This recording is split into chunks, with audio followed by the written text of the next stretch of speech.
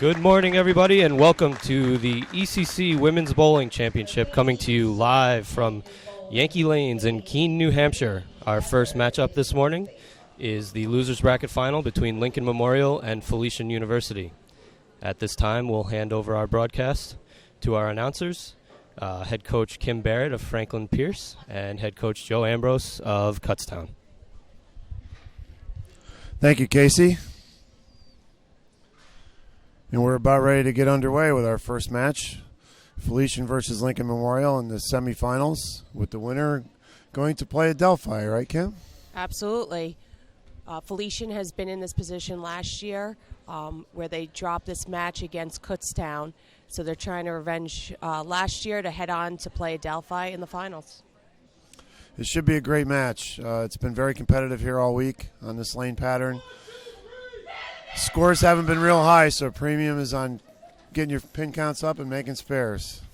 Absolutely. These lanes we've been seeing all year long at practice for Franklin Pierce, so they definitely do play different when they go and change from lane to lane, and in some pairs they do change very slightly due to the topography. So today's format, for those that don't know, it's a best-of-7 Baker format, so the first team to 4 games would win the match.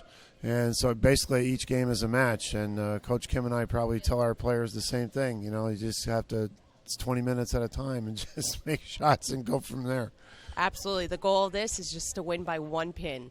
So, if one team opens, the other team wants to take advantage of that because all it takes is 1 pin to win the game. That's right. So both teams will be looking to get out to a good start, fill some frames, and take the early lead and see if they can set a trend for themselves.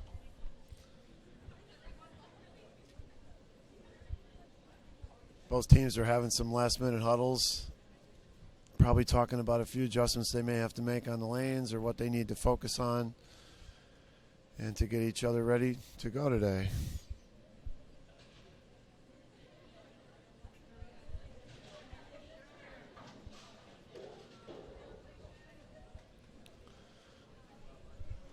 Before we begin, I want to thank the 3 student athletes that are helping out today on the broadcast team. Franklin Pierce's Alexa Asta and Sophia Venezia. They're both freshmen, and Kutztown's Megan Bowder.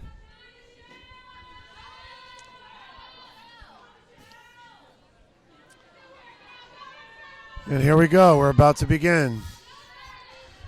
Left lane always starts our matches in the NCAA, so Felician is going to start the match off.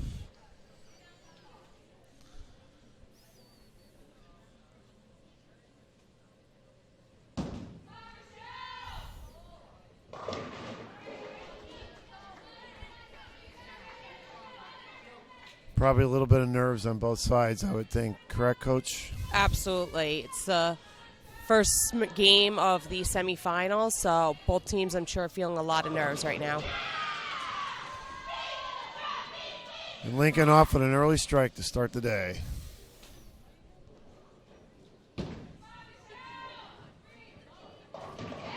All right, Felician with a fill frame as well.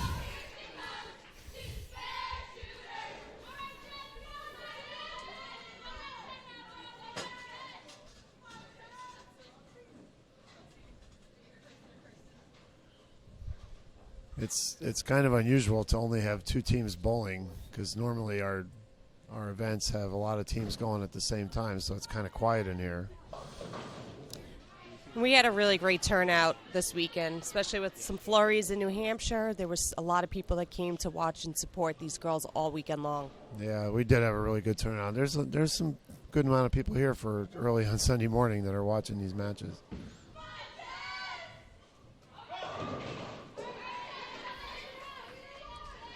All right, Felician gets 9 on the crossover, but 9's a good thing. Lincoln shooting a washout. Probably just trying to get 2, and if they make it, great. Oh, and they picked it up. Great shot. Filled frames, that's what it's all about.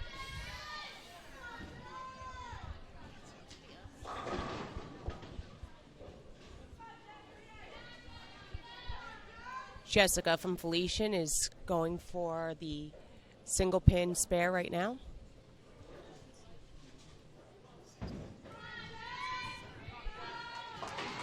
And she picks it up. So we're all even at 20 apiece.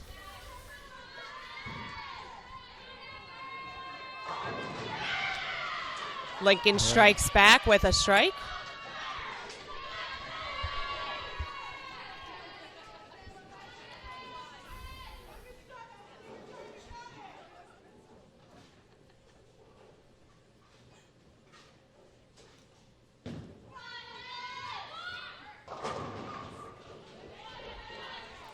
Nine count as she leaves a 7.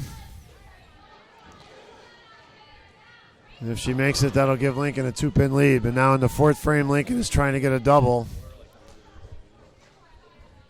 Try to take a little early cushion here. Oh. Another washout. One thing Coach and I both know, Lincoln's playing the lanes a little bit different than everybody else. They're playing more of an outside angle. So they're probably going to carry strikes better, but they're also going to leave washouts and some like pocket splits, like 2-10 splits for a right-handed player. So that's something to watch if they can execute shots or not. Absolutely. One thing to know about this bowling center is the outside does play well. So once that line is burnt out, they have a really good opportunity to hit the pocket and hit it at an angle that will really help them strike. So Lincoln with the open frame gives Felician the early advantage.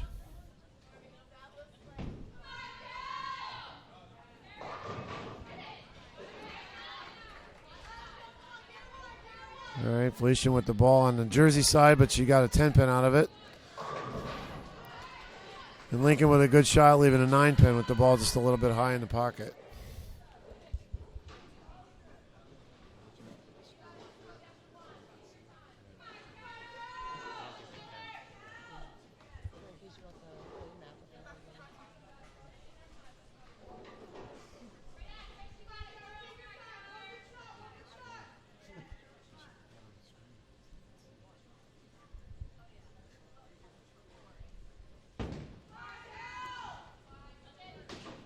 Oh, and Felician misses a 10-pin.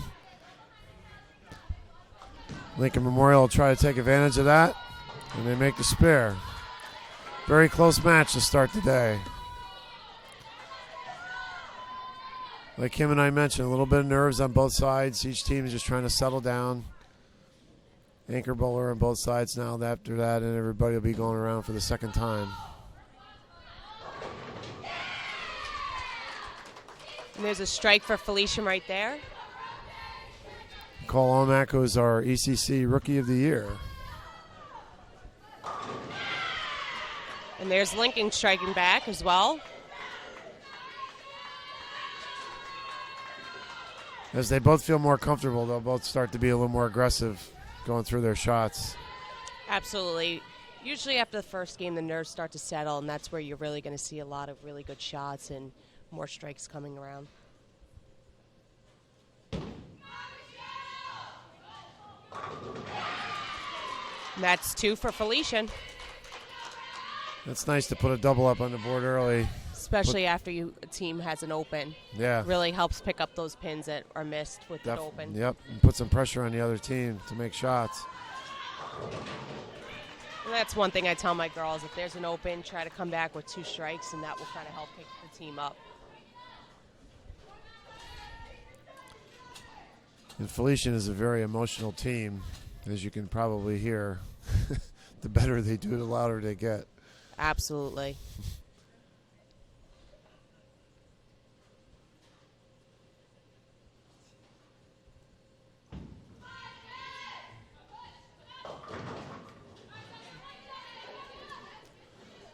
Just goes right through the nose, leaving a little bit of a split over there. Yep, 6 count on a double. Lincoln covers a spare, covering a 10-pin. So what Felician is trying to do here is get as many pins as they can. Because the way bowling scores are added, the less pins you get, and it really hurts you, especially when you have a double. So you're trying to cover 2 pins. Being that there was a strike right before the shot, 2 pins would equal 4 pins in the overall scoring.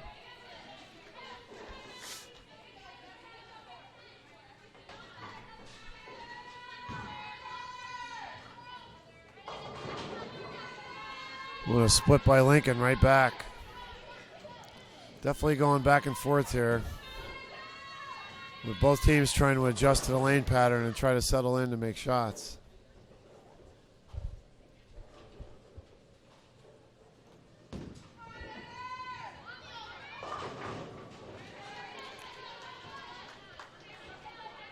I mean, just so everybody's aware, Delphi led qualifying here, or Franklin Pierce, I'm sorry, led qualifying here, and I think, what'd you average, 187, 188? 189. Yeah.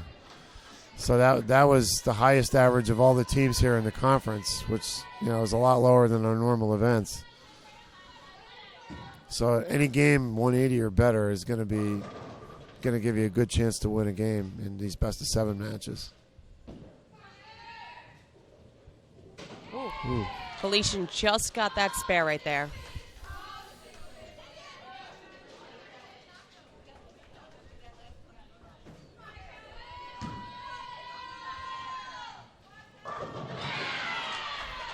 And that's a strike right there for Lincoln Memorial. That's a big one. Getting toward the end of the game here as we get toward the 7th, 8th, 9th frames, trying to set it up.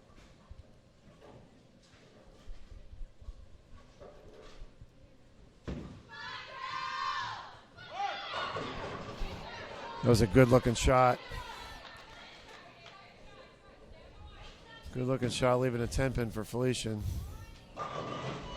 Ooh, Lincoln with another shot in the pocket with a 10-pin. One thing I know about this house, being that we practice here all the time, is you really can't hit perfect pocket in this house. No. You're going to leave a lot of stone 10s or stone 7s, so you either have to hit a little bit high or you got to hit light enough where the pins mix. I agree. Light hits carried really well.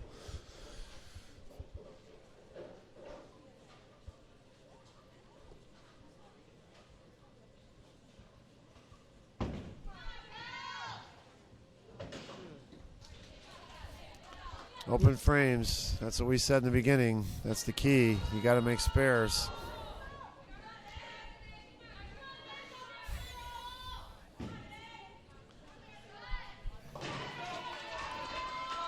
It's a big make there.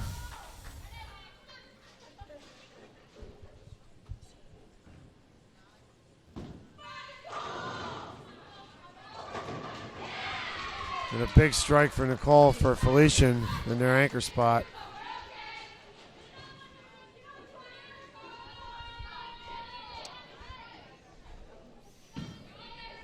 Before that strike, Felician was at a 146 and Lincoln Memorial was at a 157. And Lincoln comes right back with a strike as well.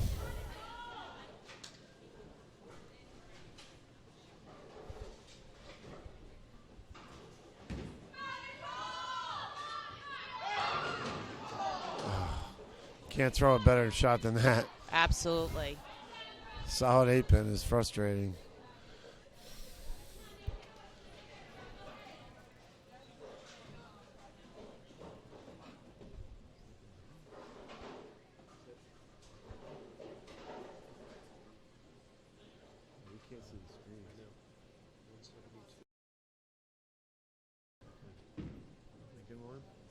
So Lincoln finished with a 172, and that will take the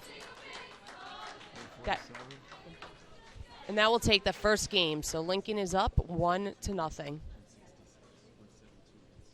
Final score 172 to 166.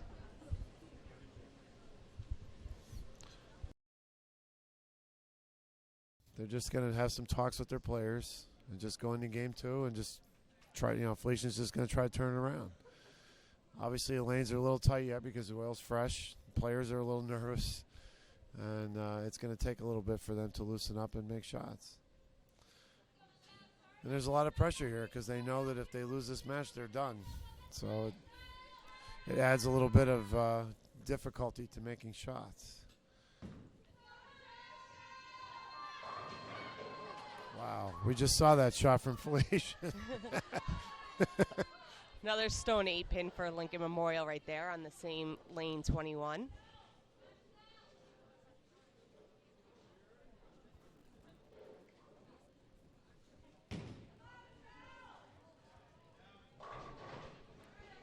And Felician gets the ball out a little too far, leaves a 1-2-4.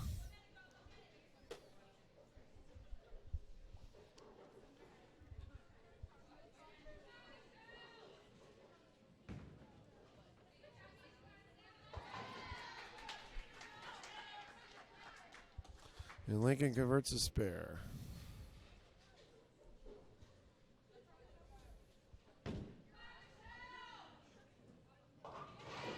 And so is Felician, so we're all even to start game 2.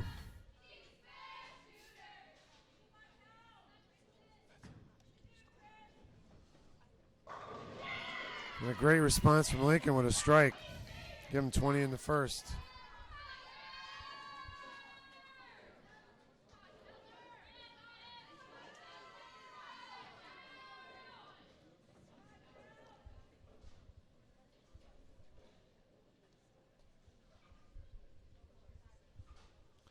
And Felician is going to try to answer here.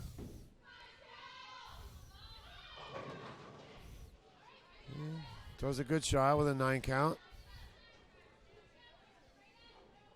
Nothing wrong with that. Keep your counts up, make your spares easier. Ooh. Lincoln throws another strike right there. It's a big double. Already with a 1-game lead. And now taking a little bit of an edge here in game 2.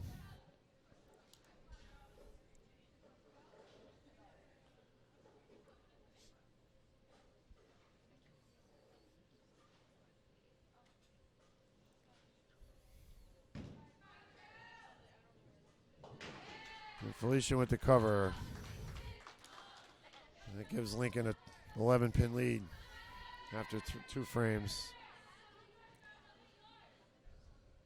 And Lincoln up in the 4th, setting up to try to throw 3 in a row.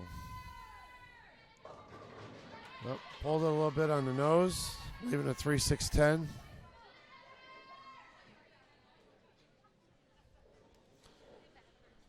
We'll note that the winner of this match goes on to play Adelphi in the finals. And whoever goes on has to beat Adelphi 2 times because Adelphi has not lost yet in our double elimination format. That's correct. We're double elimination all the way through, so the winner of the losers bracket would have to beat the winner of the winners bracket twice in order to take the championship. Felician got the ball a little outside, left a 1-2-4. Lincoln gets a little bit of a break on the spare. Give them 67 in the 3rd.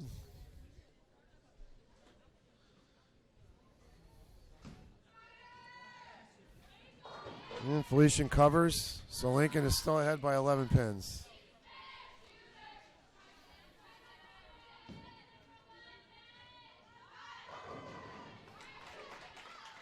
Lincoln Memorial throws a really good shot, but unfortunately leaves the 10-pin. And again, that's something we talked about multiple times today, is hitting that pocket perfectly will most likely leave you a 10-pin. I think the angle that Lincoln plays, the fresh oil favors them because it's easier for them to get the ball up to the pocket without running away as long as they're accurate enough to make their shots. Absolutely, especially using that outside to help drive the ball to the pocket is what will give them the carry they need to win. Yep. All right, she leaves a 2-8, which is not an easy spare.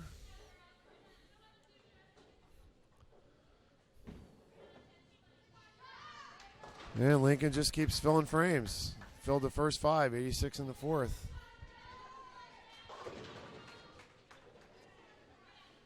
And Felician's going to try to cover the 2-8 and try to keep pace.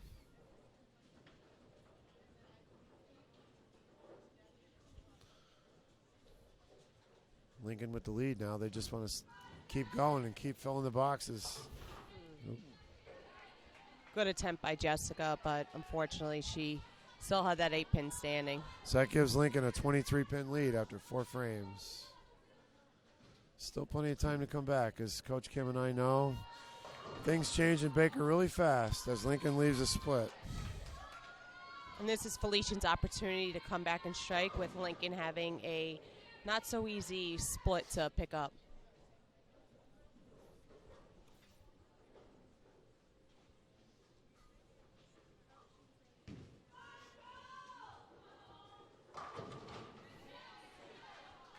was a good shot. Nicole leaves a 10-pin with a really nice pocket shot.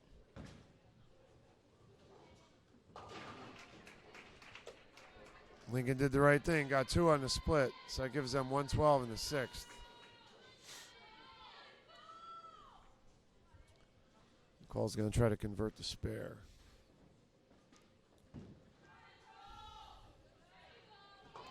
And they're right back in the match.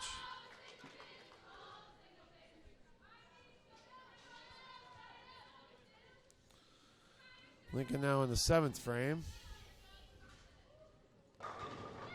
They come back with a strike after just opening the frame before. That's nice when your players can do that. You can fill a frame right after an open to keep those string of opens. Because that's Absolutely, what, especially when hurts. it's a strike, because that will give you some extra pins right there. Boy, you're not kidding. Especially in Baker, that's tough.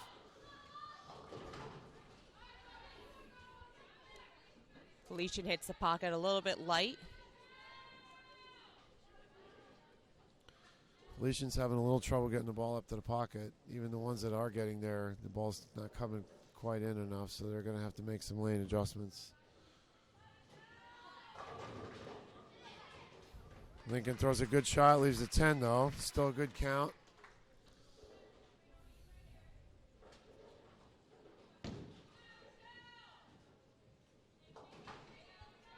And that's an open right there for Felician. That one hurts a little bit. That gives... Kristen Keller is going to really need to come back right here and strike and get them back in the match. Yeah, I agree. That gives Lincoln a 24-pin lead. And we're getting down to the last half of the match. And Lincoln closes up that frame.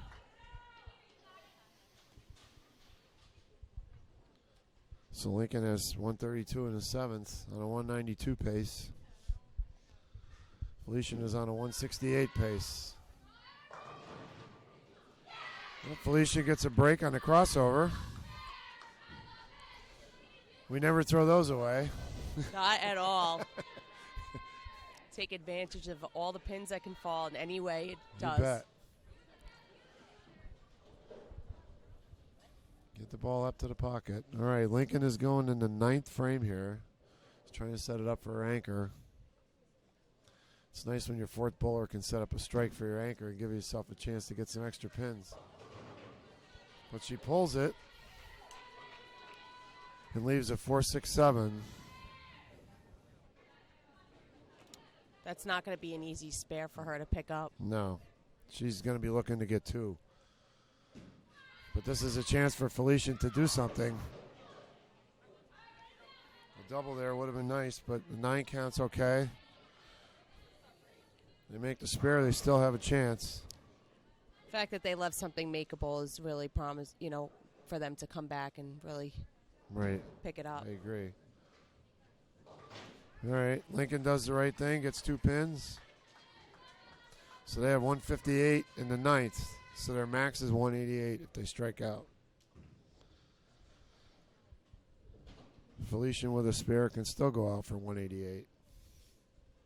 So the game is not over yet. And she picks it up. She's been doing well with her spares all weekend long. Yeah. Fill frames, that's the name of the game. Here's Lincoln in the 10th.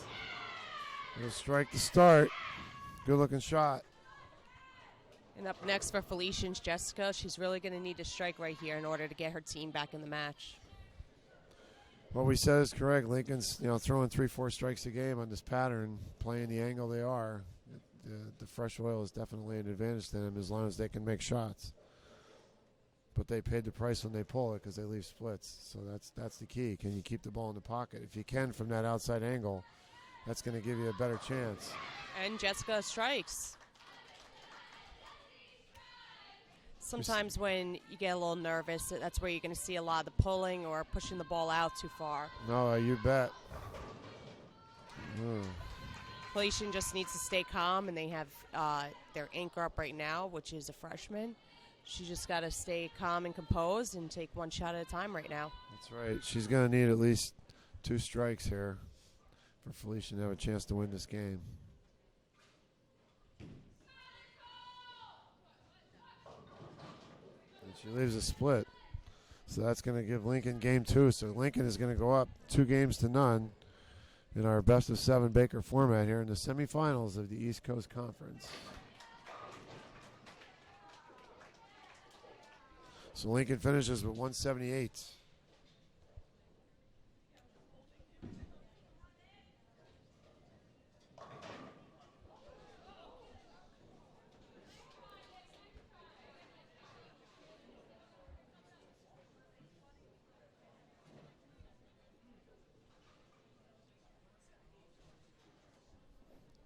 And Felician finishes with a 154.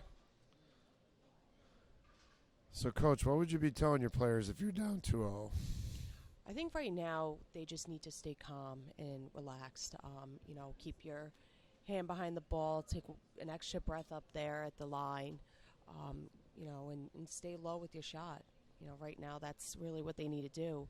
Yep. They're talented bowlers. They throw the ball well, and I think the nerves are starting to get to them. So they just need to stay calm and composed, and and there's still a chance for them to come back even after I'm sure being down 2-0.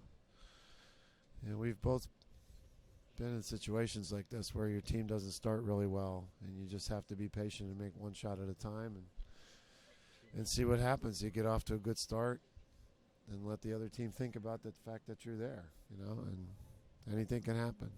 Absolutely, I totally agree. Both teams are. Coach Andrew is having a little chat with his team, just trying to get them focused, and probably to reiterate what Kim said, just probably trying to tell them to breathe a little bit and relax and maybe have some fun. Maybe make some lane adjustments, little simple things, just to try to get some better pin counts and give themselves a better chance for success.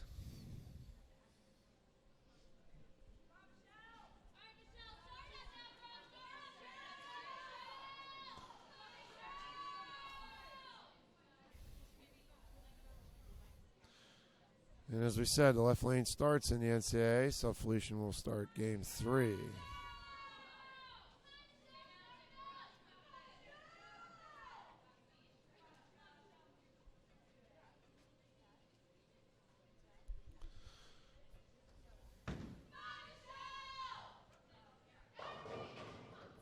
Okay, crossed over, but she got 9. Not the worst thing. Not at all. That's still a good pin count. She just needs to stay calm and just, take that one shot and pick up her spare. And Lincoln Memorial starts off with a strike. And the opposite of what Kim and I said, that Lincoln is going to try to put the pedal, the foot on the gas and try to take a 3-0 lead.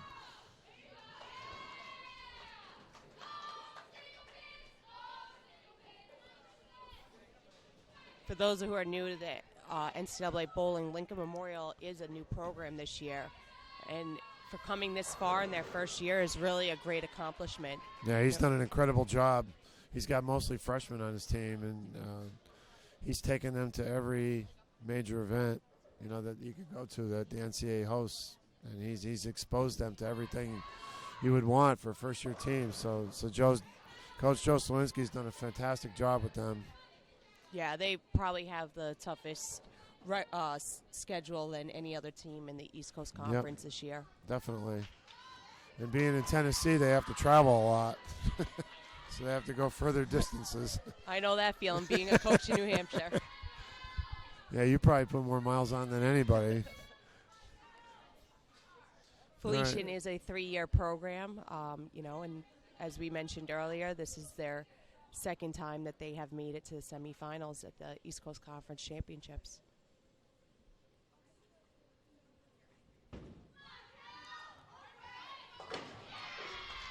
Well, it's not the book way to make the 310, but she got it done. She made it the hard way. Hey, any way you can get both pins down That's right. Is a spare on the board. So Lincoln has a 2-pin lead after 2 frames. And we're in Game 3 of the East Coast Conference semifinals. That's where that outside angle helped there, Kim, with that shot. That was light, but she was coming in at an angle where she could break up some pins, and she got a 9 count out of that shot. Yeah, she really did get a good mix on that ball. All right. Felician throws a shot in the pocket. Let's 9 count. 5 pins, not a bad spare to leave. Still a 2-pin match if they both make spares. We've seen a lot this weekend, pocket shots with the 5-pin standing. That usually happens when the ball reflects off of the head pin rather than driving through and knocking out that 5-pin. Right.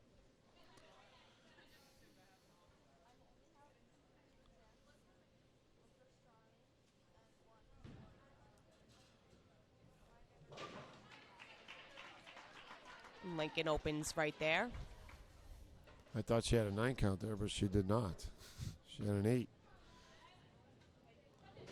And Felician missed right back.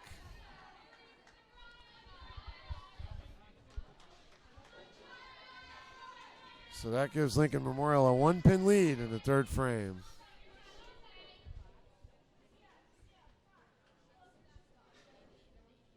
As both teams trade opens in the 3rd frame. And Lincoln comes right back with a strike.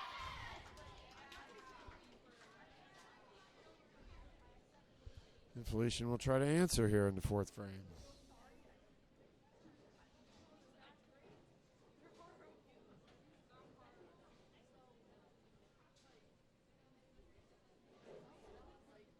If you notice, Felician's starting to take their time at the line, which is, I think, going to help them make good shots. Well, when you're down 2-0, every shot becomes even more critical. So you don't want to make a mistake and hit the wrong spot or make sure you're standing on the right spot. So you're trying to make as good a shot as you can. The danger there is overthinking it. I completely agree. As we both know.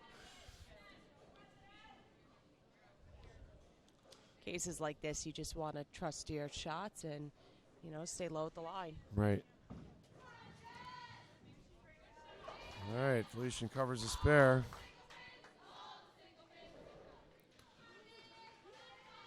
And Lincoln shooting at a 3-6-10. And she chops it. It's a good opportunity for Felician to Yes, it is. come back with a strike and really take the lead. Yep. With a strike here, they'd be up 7 pins.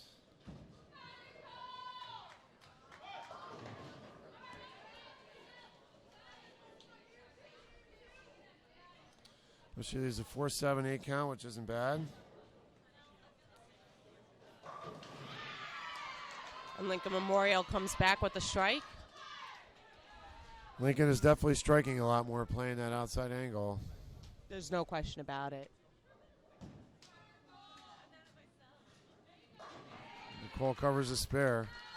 So Felician really has an 11-pin lead after 5 frames. But Lincoln's trying to double up here in the 7th.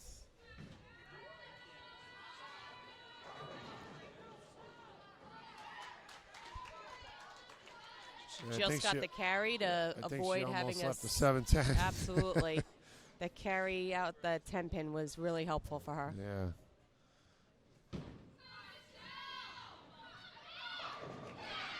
And Felician comes back with a good solid strike in the pocket. So Felician has an 11-pin lead after 6 frames. And Lincoln covers the spare, keep pace. This is where some coaching comes into it with what you say to your players and also having the right people in the 8, 9, and 10 spot to make shots. Absolutely. This is situations where you want your 3 best right there on the bottom, and kind of work together and string some strikes together. That's right. This would be a big double for Felician here. And she catches the crossover. Gives Felician a 21-pin lead in Game 3. Trying to make a comeback here in this best-of-7 match. So Lincoln's going to be up in the 8th.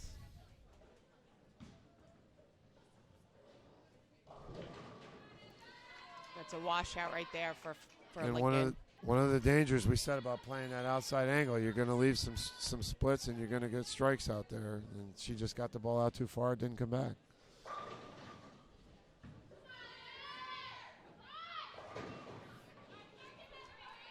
It was a crossover hit, kind of got a bad break there, leaving a 5-6 split. But it is makeable. Absolutely. And it looks like Felician's starting to use that outside line, and make a few adjustments, and they should be able to get back in the pocket. But Yeah, I think so too. I think in this match right now, the crossovers is leaving makeable pins, and they're staying clean. Right. And that gives Lincoln 119 in the 8th. And with the open by Felician, that gives them 140. So they're still up 21 pins. They're still in good shape.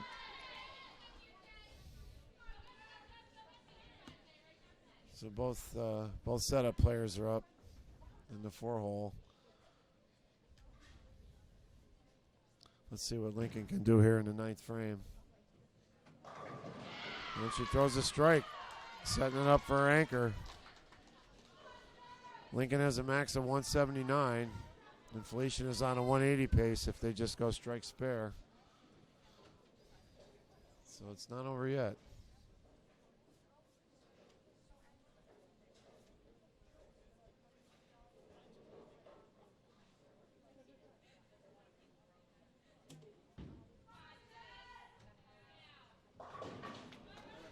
Felician gets it out a little bit too far.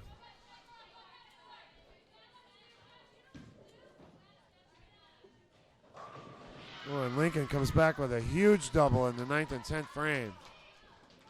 That really puts the heat on Felician. They need the spare coverage here in the 9th and keep their lead and give Nicole a chance in the 10th. Even though she got it out, she did leave something that was makeable, and that's what will really help her set up that anchor.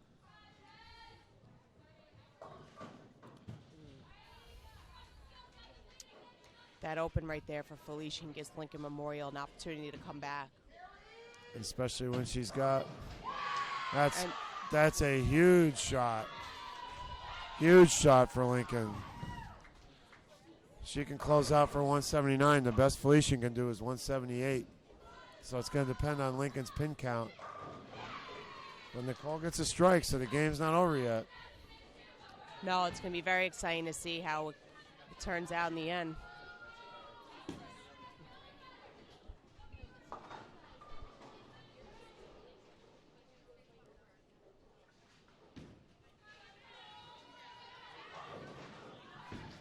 And Lincoln finishes, I believe, with a 178.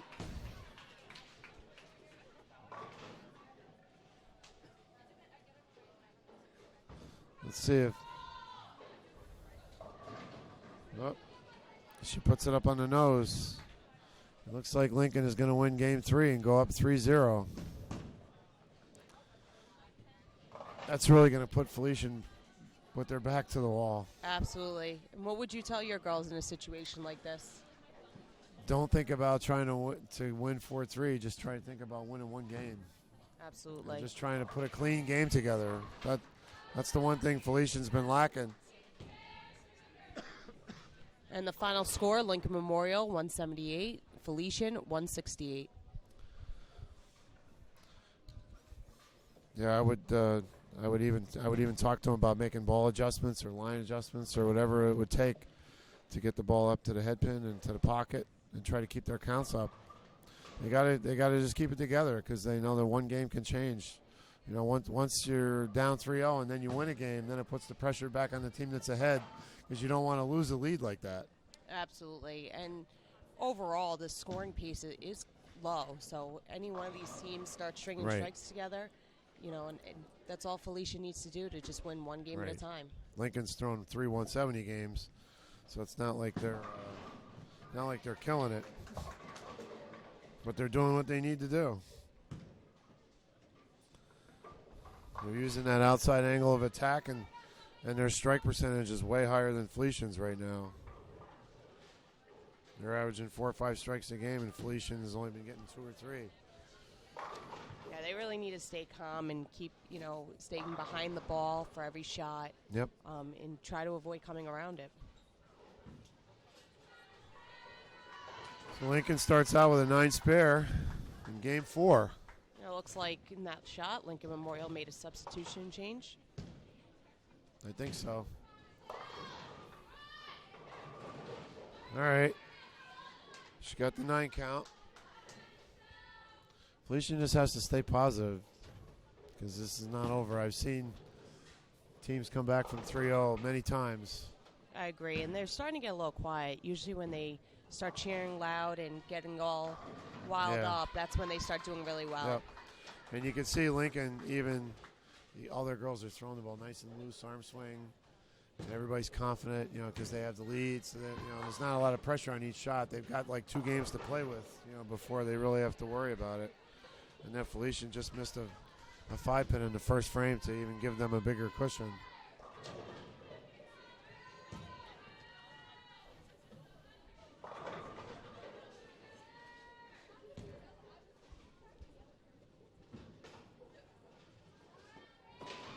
All right, good spare.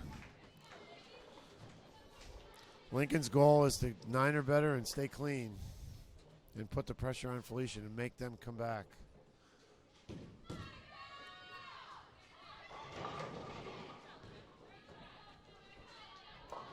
One thing you don't want to do with a big lead is you don't want to pop a 130 up there and give the other team hope. Absolutely. And Felician had a really good shot over there, but left the 7-pin standing.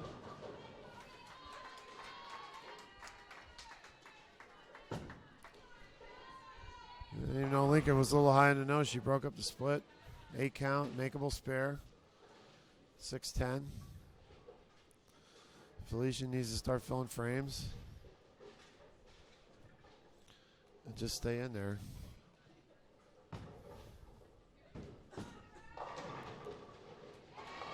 All right, good cover. They're only down 8 pins, so they have to keep that in mind. Just make 1 shot at a time. Lincoln's doing what they're supposed to do right now. Just fill frames and put the pressure on Felician.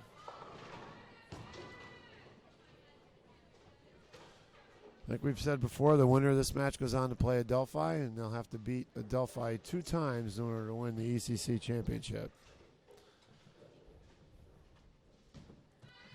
And Felician goes in the third. She throws a good shot, leaves a 10-pin.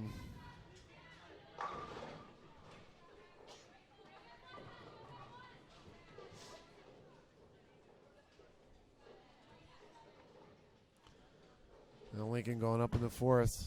Just trying to throw a good shot and get a good count. Strike would be great.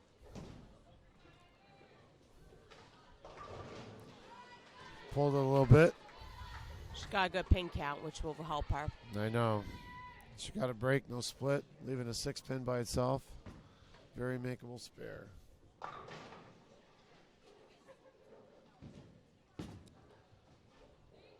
And Felician covers the spare. Just stay within striking distance at 8 pins.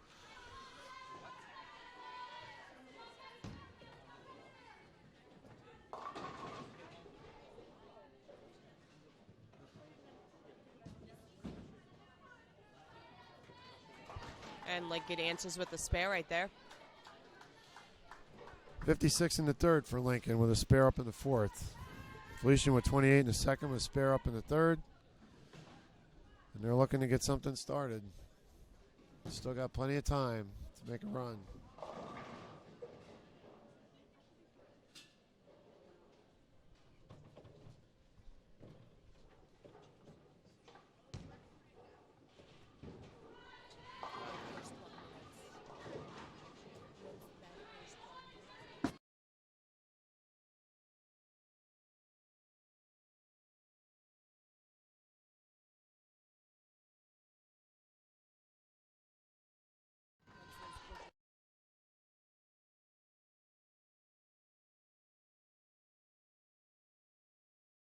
Or 2-8 spare, I'm sorry, and she'll have to convert that to keep Felician down by 10 pins in the fourth frame.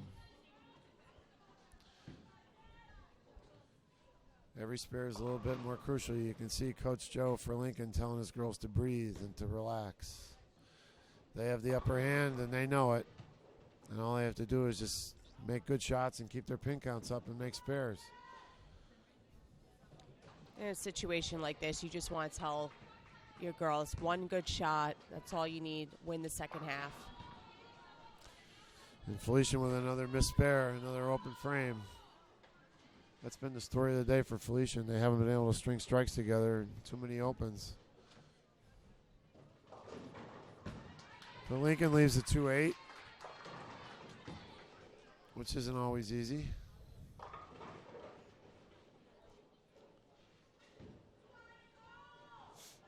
It's interesting. Lincoln Memorial doesn't use spare balls. They use their strike ball no matter what, and in some cases they'll throw a backup ball. Felician comes back with a strike in the fifth, so they're only down 20. A double and an open, and it's even, so they have to just stay positive with 5 frames to go. That's a good spare for Lincoln. They haven't thrown a strike yet, but they've got 5 filled frames.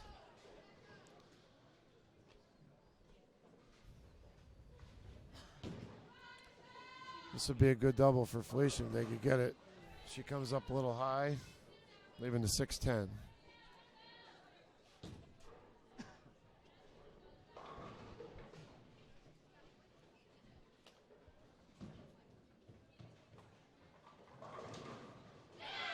That was a big strike right there for Lincoln Memorial.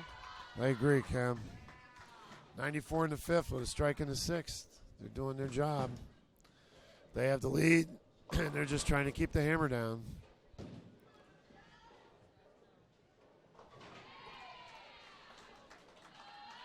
Felician converts, so they're still down 20 after 6 frames. Still got 4 frames left. Anything can happen.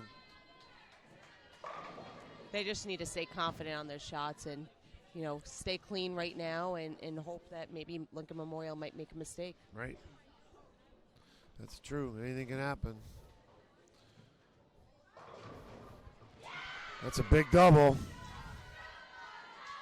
Huge double in the 6th and 7th. That's really putting the heat on Felician. Down 30 pins now with 4 frames left in their season, possibly. Let's see if they can answer. And they she do does. answer. Kristen throws a great shot. Still got a chance. Right now, Lincoln Memorial just needs to stay confident and calm with every shot and just clean up all the pins that they have. That's exactly what they need to do.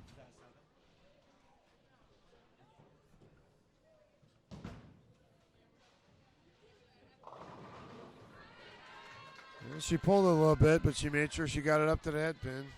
Gives them 122 in the 6th with a makeable spare up. 3-6. Felician really needs a double here, Cam.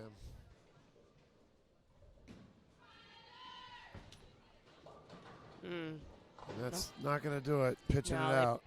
Pushed it out a little bit, which would left a washout. Yeah, 1-2-10. Makeable shot. But not what they were looking for in this situation.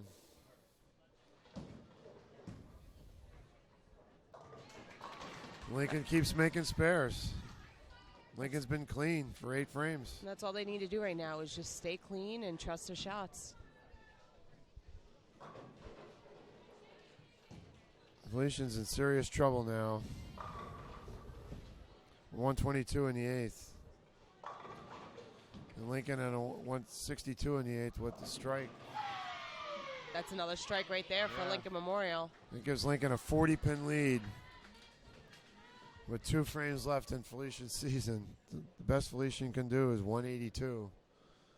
They're going to need to strike out, and they need an open from Lincoln to have any kind of chance.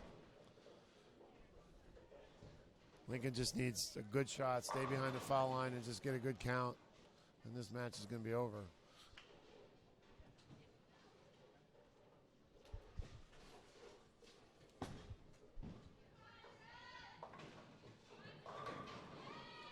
And Felician hangs in there with some hope with a strike.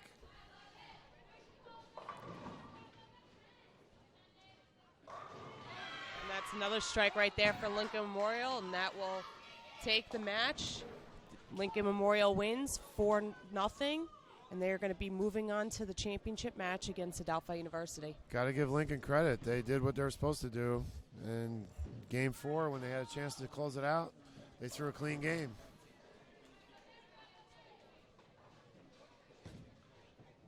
Felician has nothing to hang their head about, though. To get to the semifinals of the conference is not easy.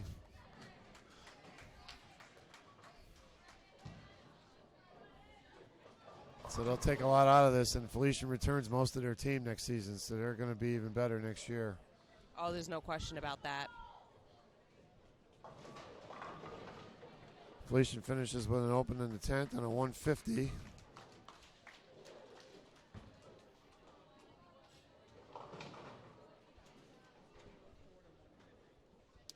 And the final score is 204 to 150. Lincoln Memorial takes game 4.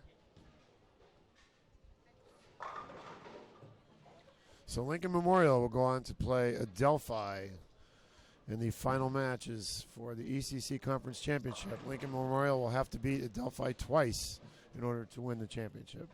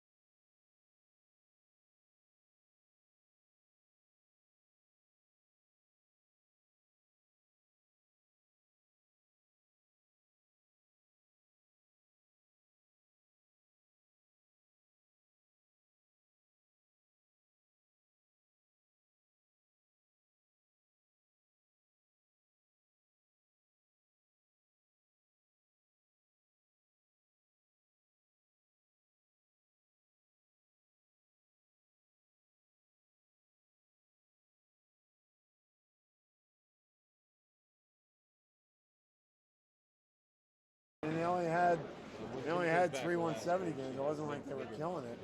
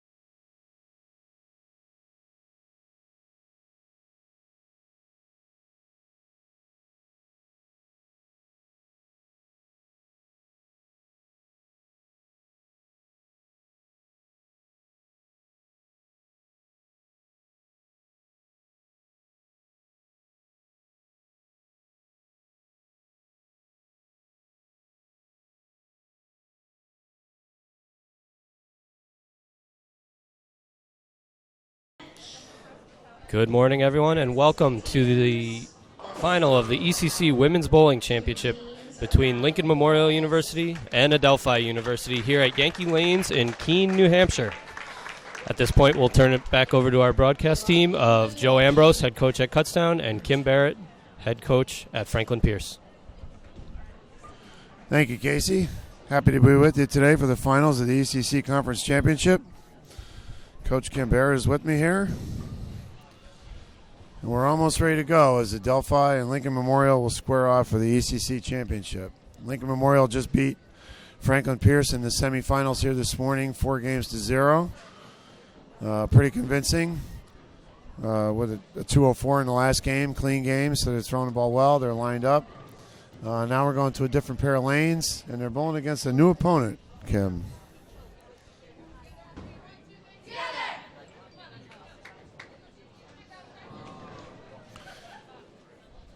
Adelphi has lane choice as the higher seed in Game 1 and Game 7 as per NCAA rules, and the left lane always starts our matches, and Adelphi will start the match.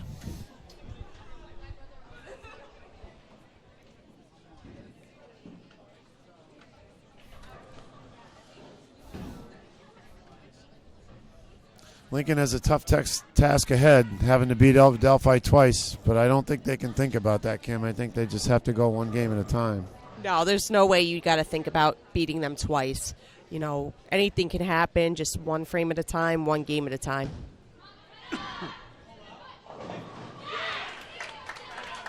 And Adelphi starts off with a strike. Looks like they're playing that similar outside line as Lincoln Memorial, so it's going to be interesting to see how both teams adjust as the lanes start to break down. Yeah, that's very true. The lanes will change a lot more with both of them playing out there. Lincoln starting out with a 3-10 split.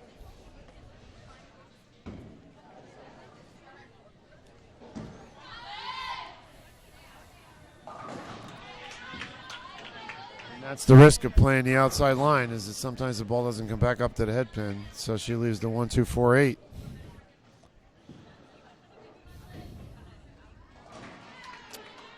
And Lincoln Memorial starts off with a spare. That's a good conversion to make the 3-10 starting out.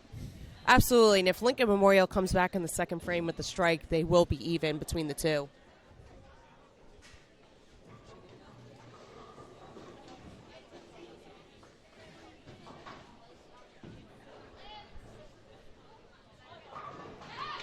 And that's a first spare of the day for Adelphi.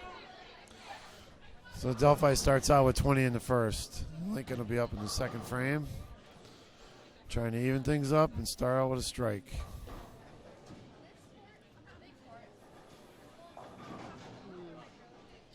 Lincoln Memorial sails the ball out a little bit and leaves a washout.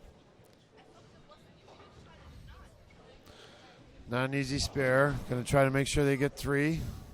No, but Joe does a good job teaching them a backup ball, so they have a better chance of picking it up like they're bowling lefty. Yeah, that's true. And Adelphi with a strike in the third to give them 40 in the second frame in the early lead here in Game 1 of the East Coast Conference Finals.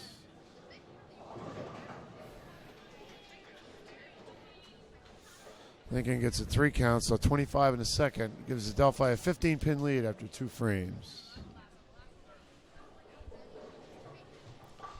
This would be nice for Adelphi to start with a double here. And that's what they do. They get a double right here in the fourth frame. And Adelphi's anchor is Rebecca Gotterbarn, who is the ECC Player of the Year, and deservedly so. And she also won the ECC Weekly Bowler of the Week Awards 8 times this season. Yeah, she's had a phenomenal season. She's an incredible player. For those that have an opportunity to watch her bowl, she really is one of the top bowlers, not only in the conference but in NCAA. This winter, she did go out to team trials out in Las Vegas, and she is now a member of Junior Team USA. Yeah, that's a great accomplishment. She's going to get to go play some tournaments across the world. And now Adelphi with a triple. 40 in the second with 3 strikes in a row. So they're putting the pressure on Lincoln right off the bat. But if you're Lincoln, you can't think about that. You got to do your own thing. You got to fill frames and stay patient and see what happens, because no matter what, it's only one game.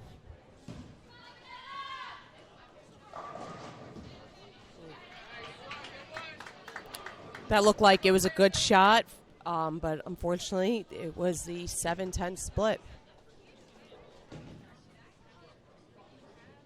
That's a tough break, leaving a pocket split on a shot like that. Lincoln Memorial comes up a little bit high, but they do leave something makeable. And Yeah. right now, they just need to stay clean. Yep. Just need to fill frames and hang in there. And she got the one pin, which is important on a triple. That gives the Delphi 127 in the 126, I believe, in the sixth, right?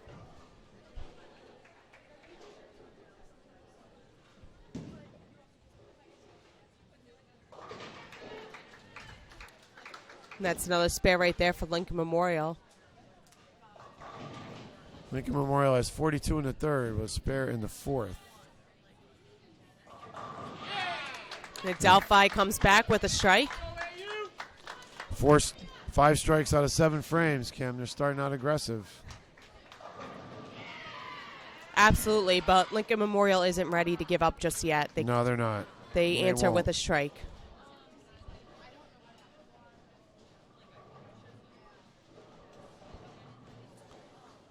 Still plenty of time to come back. But Delphi would like to put another double on the board here.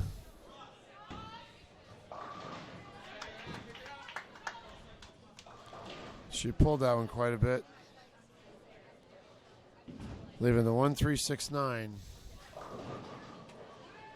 And Lincoln comes up a little bit light, leaves a 2-8.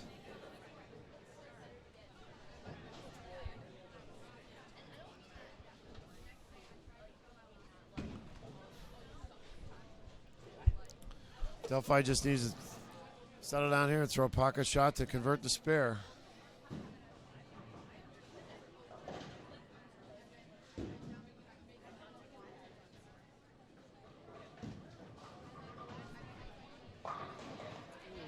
Another open right there for Delphi. This is a good opportunity for Lincoln Memorial to try to take advantage of these opens. Yeah, Lincoln needs to convert the spare, stay in the match here. And they do not. And they answer with an open for themselves. So that gives the Delphi a 37-pin lead in game 1.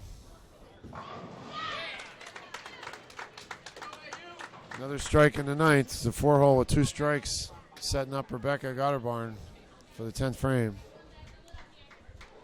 And that's big, having a strike in the 9th frame for a Delphi. Rebecca Gotterbarn has been bowling well all weekend long, and this will really help her close out the match. And Lincoln gets the ball out too far and leaves the washout, leaving a 1-2-4-10.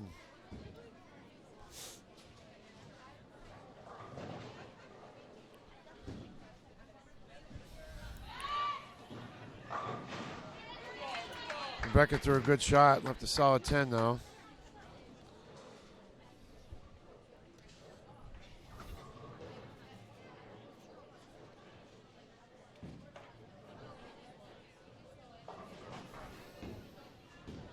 And that's another open right there for Lincoln Memorial as they try to convert a washout again.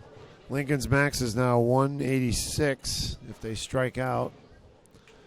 So all Rebecca needs to do is make the spare to close out the first game of the final match.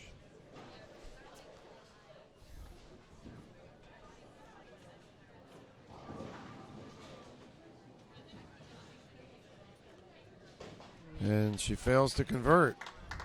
So the door is open a little bit. Lincoln Memorial needs to strike out these last 3 frames in order to have a chance to take the first game. This would be huge if they could steal this game, because the Delphi had a big lead and got off to a good start. But she did not carry. She left a 7-pin. So mathematically, that's not going to allow Lincoln Memorial to come back and win. The best they're going to be able to do is 176. So Delphi's going to win game 1 and go up 1-0 in our best of 7 ECC Conference Championship final. Right now, Coach Dennis Kearney is talking to his team, just trying to keep them motivated, make sure they know are on point, they know where they're playing on the lane. He's also our conference coach of the year this year and done a phenomenal job with the Delphi. Been ranked in the top 20 all season long. Lincoln Memorial with a spare in the 8th. As she converts a 7-pin.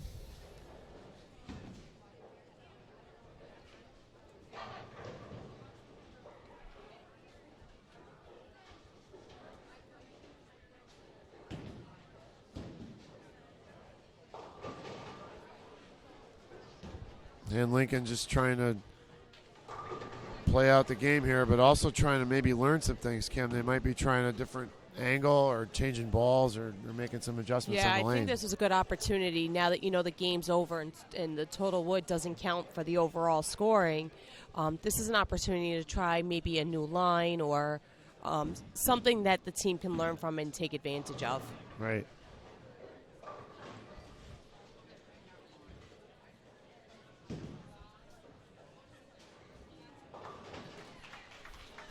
There's a nice cover on the 3-6-10.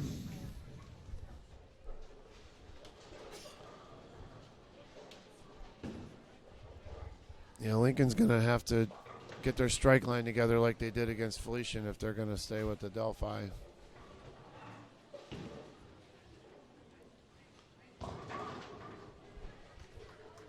And that ball was thrown out too far in the 10th frame, leaving a 2-4-10.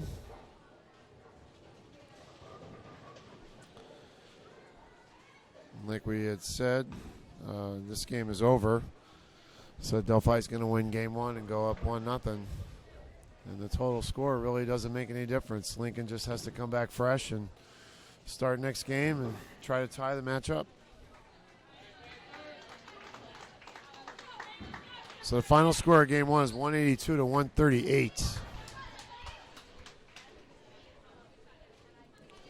And they'll switch lanes for game 2, and Lincoln, being on the left lane, will start game 2 of this final match.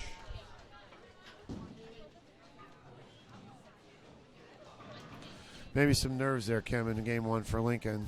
Yeah, they definitely have been quiet since that last match.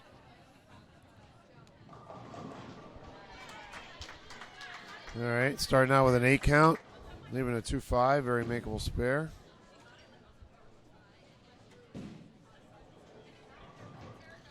And Delphi starts in the first frame of game 2. Delphi starts out with a 6 count, leaving a bucket. Not my favorite spare.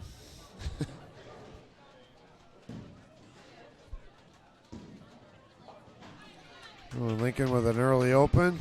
This is the 2-5, coming up short on the 2-pin.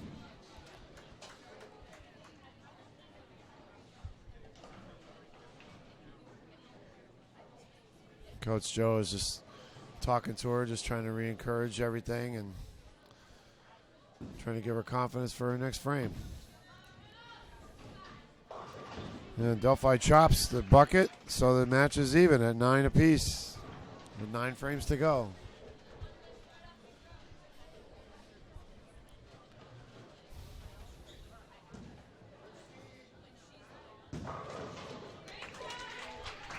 Good shot by Lincoln Memorial, but leaving that 10-pin.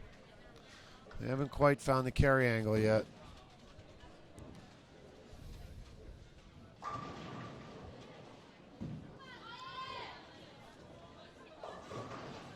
And Delphi goes a little high on the nose, leaving a 3-6.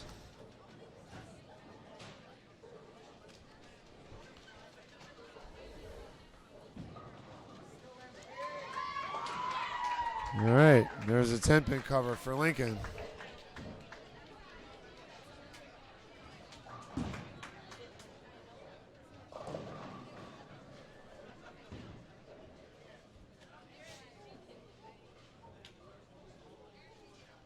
And Delphi will try to convert the 3-6 spare on the right lane.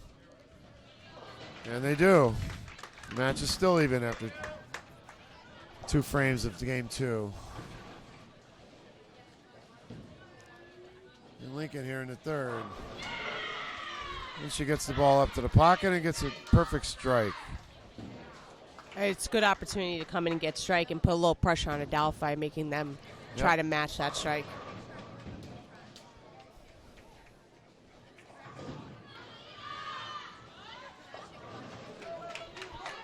Adelphi answers with a split. This is a good time for Lincoln Memorial to try to come in and double it up. How big is momentum in these matches, Kim? Oh, absolutely. And I think you're starting to see a little bit of a change in Lincoln Memorial where they're starting to get pumped up. This would really pump them up with a double here.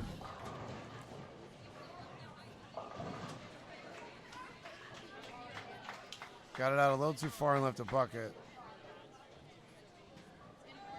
They're getting closer. They're definitely getting closer. Delphi is just trying to get count. She gets the 2. That gives Adelphi 35 in the third frame.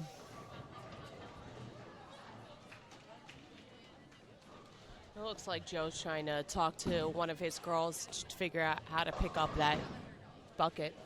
Some girls use their spare ball for this. Most use their strike ball. I'm a fan of strike ball. Yeah, this is a. I usually have my girls throw with the spare ball, but this is a team that only uses strike ball, so they got to find ways to adjust and hit down all those pins. Right. Delphi comes back with a strike in the fourth. Let's see if Lincoln can convert the spare. Nope, she got it out too far.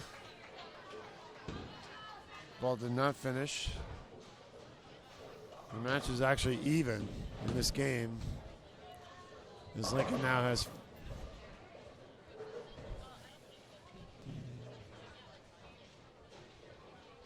Lincoln has 53. Well, she had a 5 count there. I didn't see that other pin. And that's a double right there for Adelphi. So it looks like they're not ready to just give up yet. No, they're not. And Lincoln comes right back with a strike.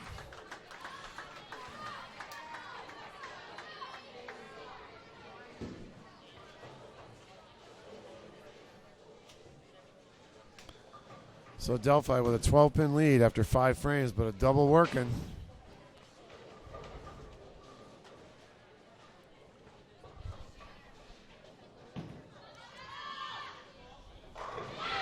It's a big shot. That was a big shot, and that's what's really going to get them right back into it. That's what we were just talking about, momentum. Swings right back. And that strike right there for Adelphi helped them take the lead back. Lincoln gets it out a little too far, leaves it 2-4-8. But Adelphi working on 3 in a row.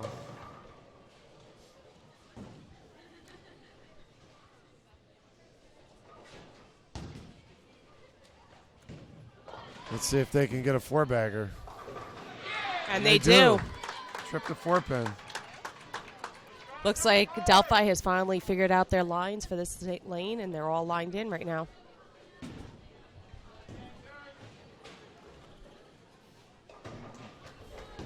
Delphi with the early strike advantage. Throwing 6 strikes in game 1 and 4 so far here in game 2. Being able to string them together, that's the biggest part of Baker. There's no question about it. When you start stringing them together, it makes the opens not as big as, they would be if it was only spare shooting. Right. And Delphi with a 32-pin lead. Working on maybe 5 in a row. And a little bit high, but she leaves a 4-pin. Still gets that 9 count, which is a good count for having a string of strikes.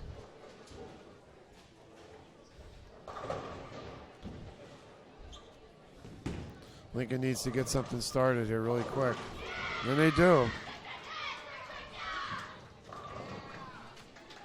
It's a good time for Lincoln to start stringing strikes of their own and getting back into this game. Yep. Delphi's up 31 pins, but it's certainly not over by any stretch.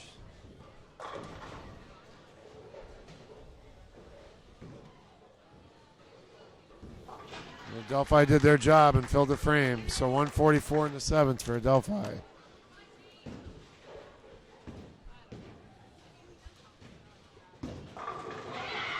And Lincoln comes back with a double. That's a big double for them to, try to fight back, and, It is. good opportunity for them to really make up some ground that they had lost before.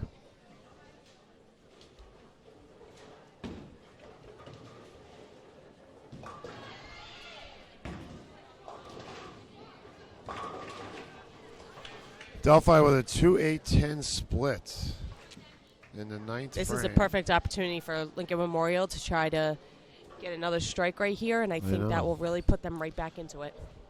It gives the Delphi 160 in the eighth. She's going to look at the 2 pins, but Lincoln's going to look to get another strike here to get 3 in a row going into their anchor spot.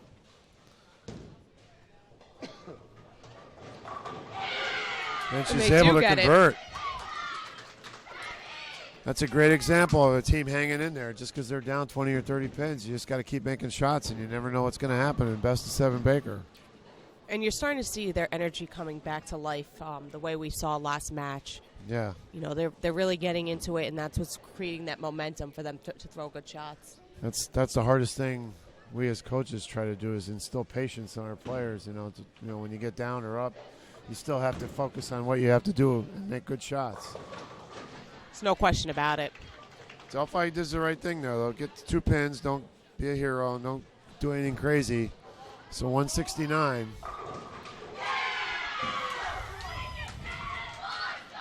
Coach Joe's fired up after that shot. With another strike, it really helps them kind of almost lock it up soon, if they haven't already. And that gives them 153 in the eighth with a potential 213. Delphi, the best they can do is 199. So we'll see how Rebecca can put some strikes on. And she does. She starts with 1 right there. Yeah, Lincoln just needs a good count here. That's the main thing. She needs just a good shot. And that That's shot more was than a good shot. That's going to give them a potential for 213 with another strike. Absolutely. And Lincoln Memorial just tied up the whole match with 1-1. Yeah, 5 in a row. Just like that. That's how fast these matches change.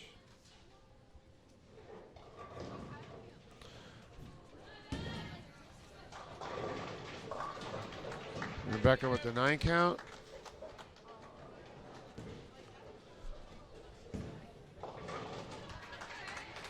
She gets it out too far.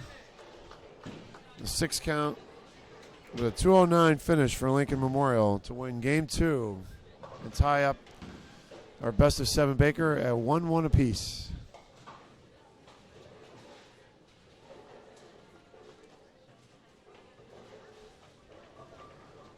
So Delphi just taking their time, probably trying to let some air go out of the balloon here for a little bit. This Lincoln Memorial's kind of pumped up right now. And we saw a little bit of a momentum shift, even though the match is even. We'll see what happens. So 209 to 189 is the score of game 2. Delphi wins. Now we'll go into game 3.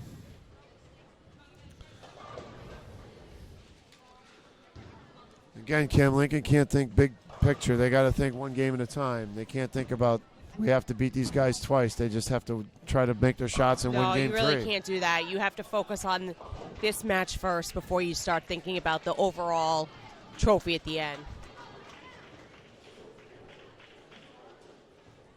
And Delphi comes in a little light. Leaves what we call the bucket with the handle. 2, 4, 5, 7, 8.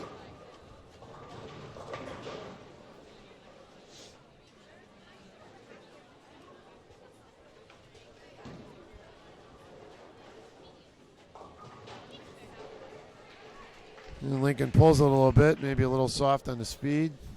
Leaves it 3-6 though, makeable spare. And Delphi cleans up the first frame. Yep. No harm, no foul. I believe Lincoln left a split there. I see a 7 count, so there must be a 7 pin with that. So she left a 3-6-7.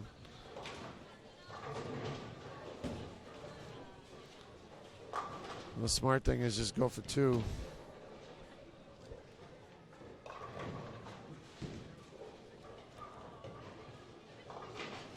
That's what she did. She got the count. That's 9 in the first for Lincoln Memorial. This early in the match, you really want to just work on count before you, worry about anything else, because there's plenty of time to come back and make up pins. Yeah, you start trying to go for splits and you lose count. That could come back to get you later on in the match. All right, Delphi goes a little high, leaving a 6-10. Now Lincoln will try to come back after the first frame open in game 3. Did the same thing, went a little high and left a 6-10 as well.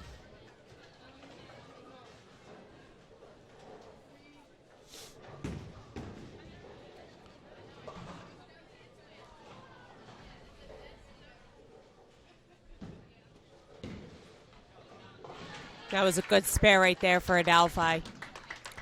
Yep, filled frames. That's the name of the game here. Just want to keep filling the boxes up, putting the pressure on the other team to do the same thing.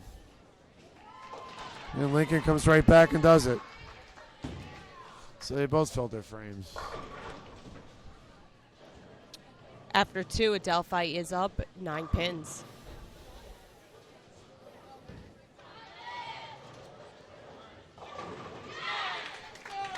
And they answer in the 3rd frame with a strike. Delphi's going to try to go on another string. Ooh, Lincoln throws a good shot, leaves a solid 9 pin.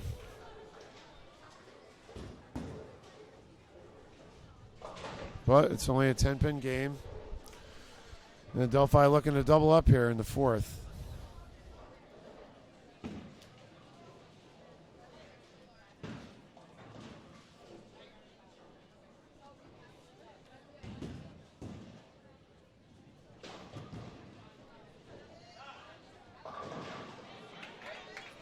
That went a little bit high, and she leaves a 9-pin.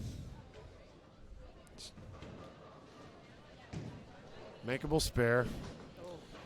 Ooh, Lincoln Memorial misses that one, puts it in the gutter. Yeah, you hate to let those go. 1-pin spare in the middle of the lane. You got to convert those. Oh, there's no question about it. I mean, right now this gives Adelphi an opportunity to spare and take the lead. Or even a higher lead that they already they'll be had. up 21 pins if she converts a spare.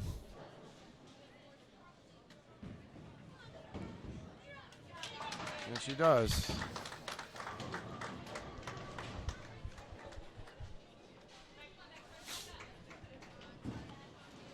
Let's see if Lincoln can make a comeback here in the 4th. And she does. And they've been doing a good job striking after an open, and right now is where they really need to go on that string in order to win back some pins. Yeah, having strings of opens is the hardest thing in Baker. It's hard to overcome that. If you can keep the open to 1, it's not too bad. That was a good carry by Rebecca Gotterbaum and Adelphi to she help got that keep one out them a little bit, in the lead. Let's see if Lincoln can double. They do. Closing the gap to 11 pins. Second half of the game. Let's see what the players do on the adjustment here. As the lanes start to change every little bit, the more and more balls are thrown in that area. And Adelphi answers with 2 of their own. That was a good answer. They needed to do that. They want to keep their lead this game. They're still up 21 pins. And Lincoln comes back. And they look like they're in a very good groove, just like they were last time. Yeah.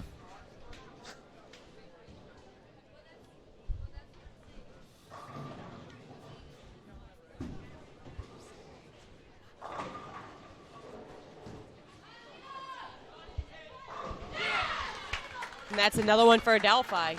Wow. Adelphi's doing a good job putting pressure on Lincoln Memorial every They shot. are.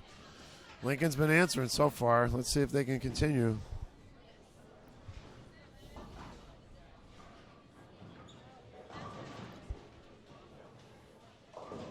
Nope, She gets it out a little bit too far.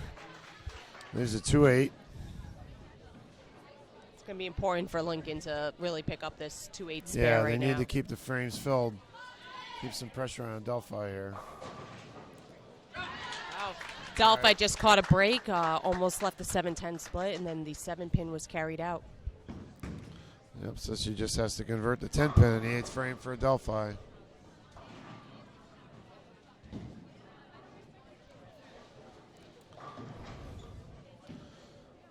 Let's see if Lincoln can make the 2-8 spare, and she does. 22-pin lead for Adelphi after 7 frames.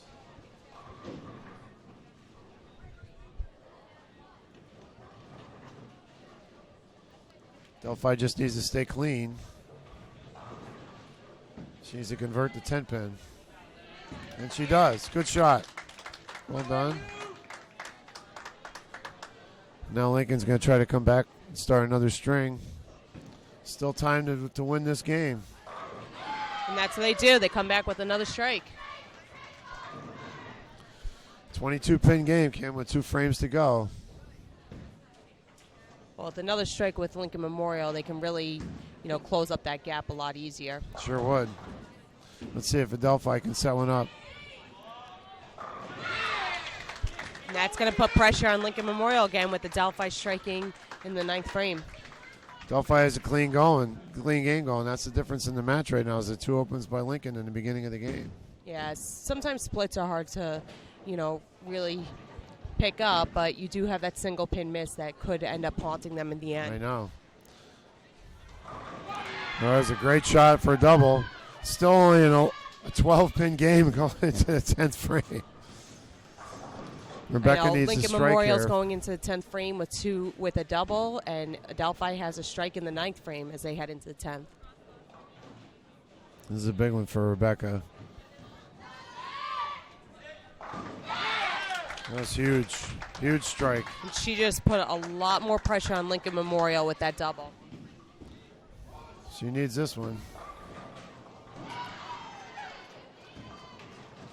And she gets it. She got a cross mix right there, but they all fell down. Okay, that's all it takes. Just got to knock him down somehow.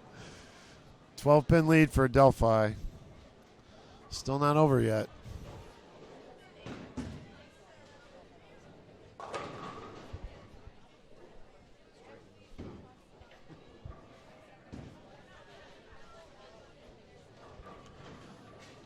This would be a big shot for Rebecca to close out this game 3 and give Adelphi a 2-1 lead. And that's what they do. Adelphi locks it up with a strike right there. And they're going to head to the next game with a 2-1 lead.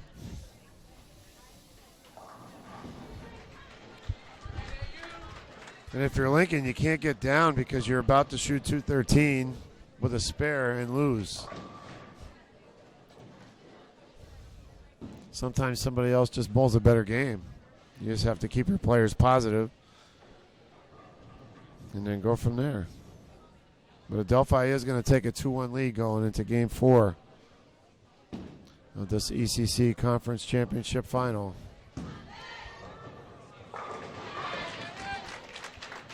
Yeah, Rebecca gets the crossover. Adelphi shoots 237, which is the highest game we've seen today so far.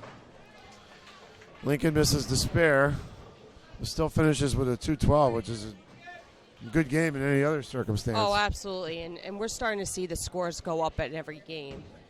So both teams are really going to need to make good shots in order to take this overall match.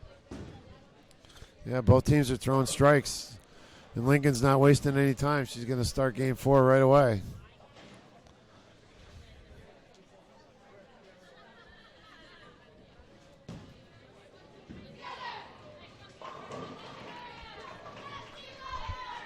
And Lincoln catches a little bit of a break with a crossover to start. But a strike's a strike. All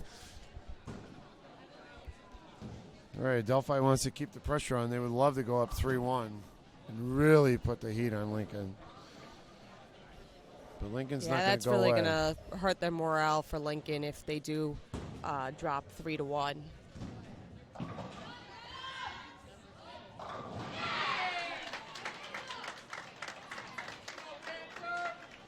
All 5 players from Adelphi have thrown strikes now, so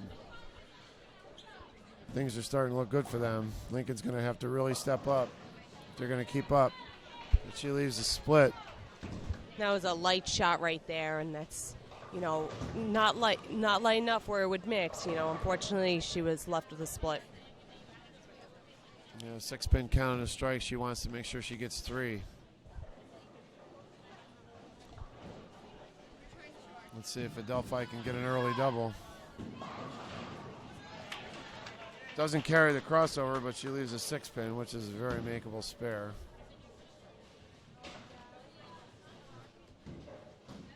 So Lincoln's just trying to make sure they get their 3 pins.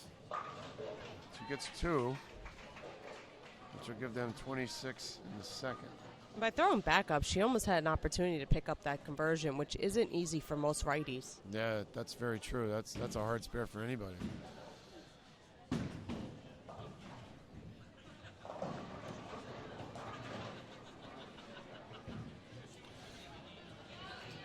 All right, Adelphi with the early 14-pin lead after 2 frames, but it's awful early. In the second game, they had a big lead, and Lincoln came back and beat them. So let's see what happens here.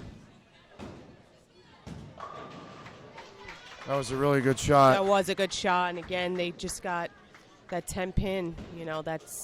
We see that a lot at practice, so we know how that feels. Yeah, we do. That's why we shoot a bunch of them at practice, so you make them. And Adelphi gets a ball out, leaves a washout. That's why Lincoln has to be patient. Yeah, this is a good opportunity. Lincoln needs to spare this up right here and maybe start getting some strikes of their own, and they're right back in the match.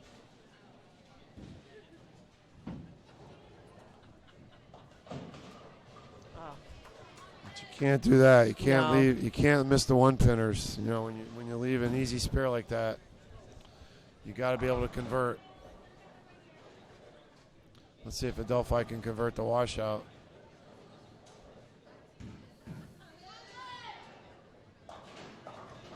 But she gets 3. It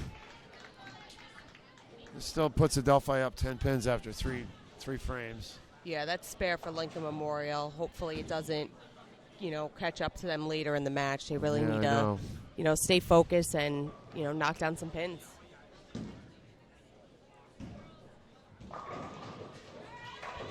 Another good shot, 10-pin standing.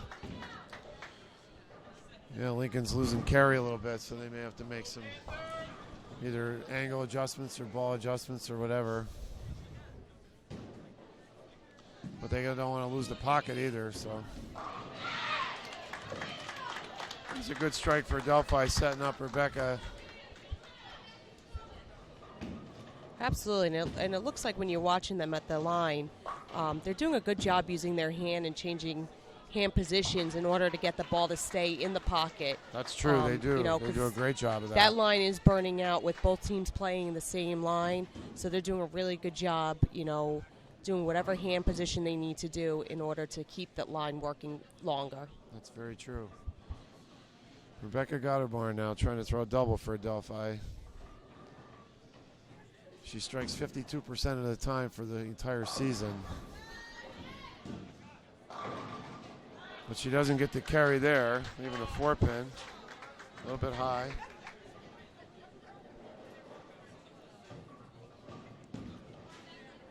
Let's see if Lincoln can answer. 3 straight 10 pins. It's actually 7-10 split, which isn't, okay. That's one of the toughest splits to pick up. In a situation like this, you don't even talk to them to pick it up. No. You just, single pin and just move on to the next frame. Just looking to get 1 pin.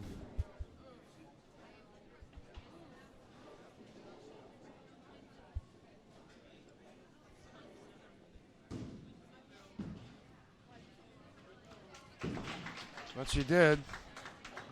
Still got 5 frames left. Anything can happen.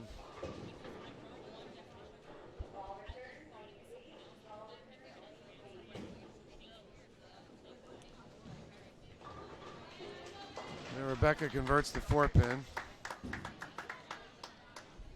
So that gives Adelphi a 23-pin lead after 5 frames of Game 4 here in the ECC Conference Final. And that's Lincoln still needs to make shots. That's still a small enough lead, where Lincoln Memorial has an opportunity to come back as long as they win that second half. Right.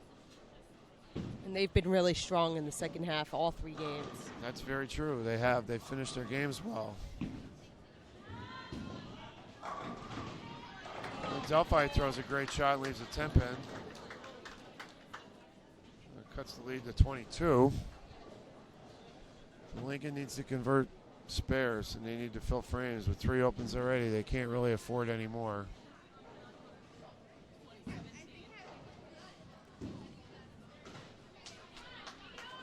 She missed another single pin, Kim. Those are hard to take. Yeah, you really got to take advantage of those 9 counts and spare, and clean them up because, it's not easy to come back in a match when you are opening that many times. I know. That puts Adelphi up 33 pins. But with 4 frames to go, anything can happen.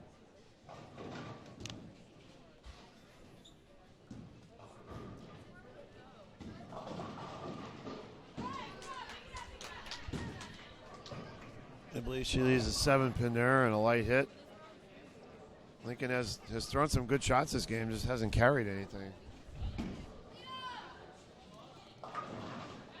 Adelphi breaks up the split, so she gets an 8 count.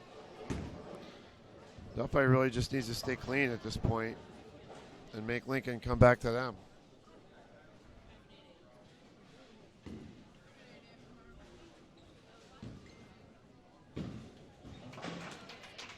Spare for Lincoln right there, Yep. And they have about 3 more frames to try to, dig deep and come up with a lot of strikes.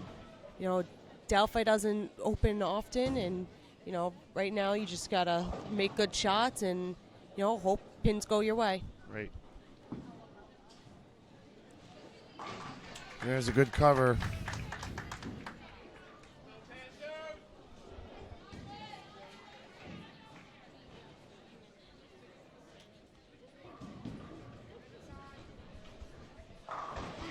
And Lincoln with a strike in the 8th. Down 31 pins. They definitely needed it. Oh, yeah. Now we're going to see right here what Adelphi is going to do to answer that one.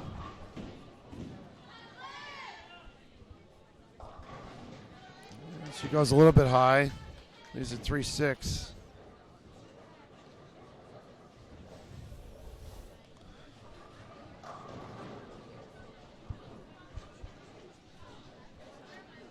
Adelphi's up by 29 pins. But Lincoln has a chance to close the gap here with a double if she can get a strike here. No, it sails that one out, but does leave something makeable.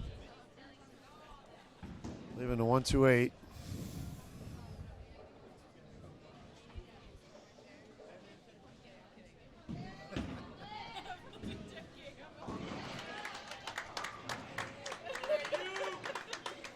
Adelphi makes the spare in the 8th. Keeping it clean. That's all they really need to do. Lincoln really needed a double going into the 10th. They didn't get it. But she converts the spare. So Lincoln can still go out for 161. They're going to need some help from Adelphi if they're going to win this game. All Adelphi needs to do is stay clean at this point. Yeah. They pretty much could wrap it up right here.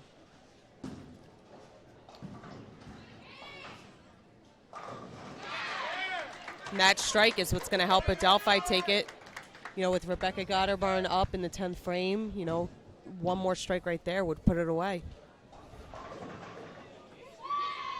Then Lincoln gets the carry. Lincoln goes to 131 in the 9th. Possible 161. Rebecca really just needs a good count here. And then game 4 will be theirs, and they'll have a 3-1 lead.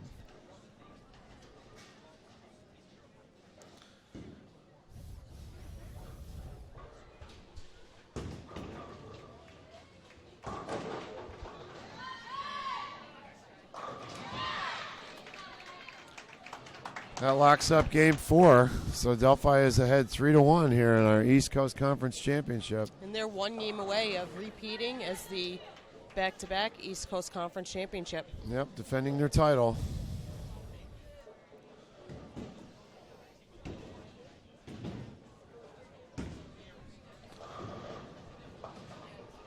So what can Lincoln do now? What do you think?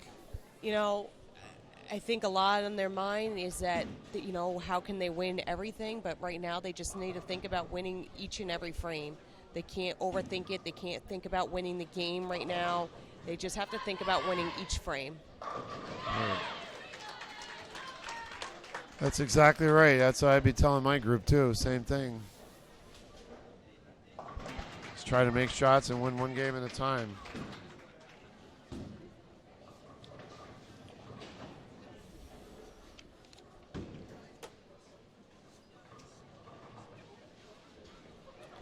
So Lincoln finishes with 151.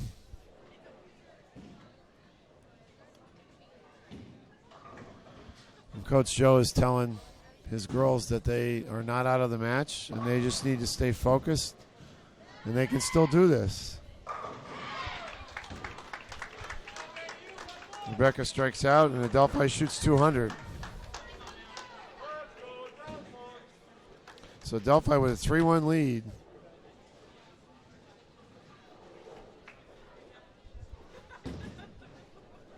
And Adelphi's been throwing up some really good numbers all day. Yeah, that's what I'm figuring out. 182, 189, 237, and a 200.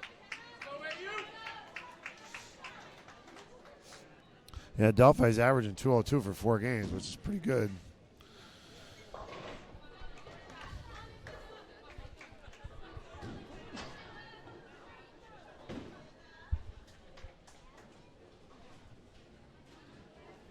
All right, Adelphi's going to be on the left lane for game 5. They're going to get to start it with a 3-1 lead and starting to smell a championship here, but they can't get ahead of themselves. They still got work to do. No, they can't overthink that right now.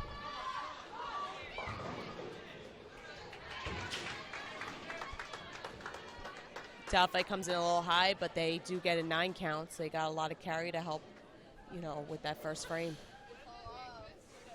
Yeah, they'll take the 9 on that shot. Let's see if Lincoln can respond here in game 5. And they just start with a strike. They got to use that as momentum to kind of, like I mentioned before, one frame at a time. Yep. Delphi gets a 9 count, you know, Lincoln responds with a strike. Yep, that's all it takes.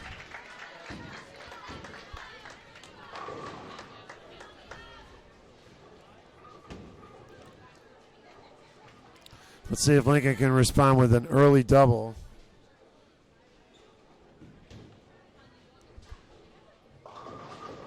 Yeah, she pulls a little bit. Leaves a 6-10, makeable spare. Just needs to fill her frame. And Delphi's going to try to come back in the second frame here.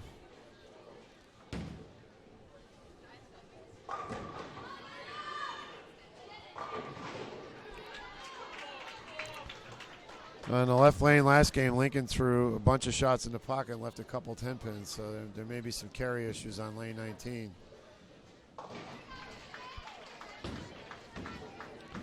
So Lincoln spares 20 in the first.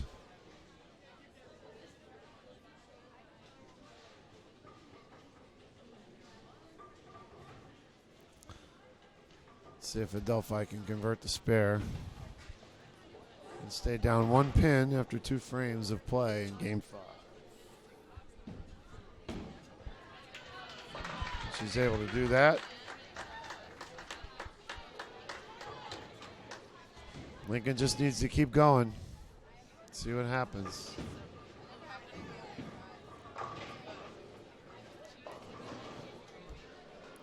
Lincoln Memorial misses the head pin a little bit on the right side. Not an easy spare for them to pick up, but they do throw a really well backup ball, so they could pick it up. And Adelphi comes back and does the same thing. They both leave the same spare. The 1, 2, 4, 6, 10. They're going neck and neck right now. You know, Lincoln Memorial being up 1 pin, both of them leaving the same, you know, washout out there. So Yeah, it could be a big momentum swing if somebody makes absolutely. this. Someone makes it, but right now your focus is trying to get the most pin count that you can out of this. Right. That's what I would be thinking. Make sure you get the 3. If you happen to slide it over, great. But the 3 pins is what you're looking for because it's still in the 3rd frame and you got 7 frames left to make a comeback. Wow. She actually threw a good shot, wrapped around to 6. She got 4 of them, which is pretty good. She did, and now it's time to see what Adelphi can do. Can they pick this spare up? She has a little slower ball speed. Maybe she can kick it over. And she does. She She tries it a little bit different than Lincoln Memorial, and she was able to pick it up.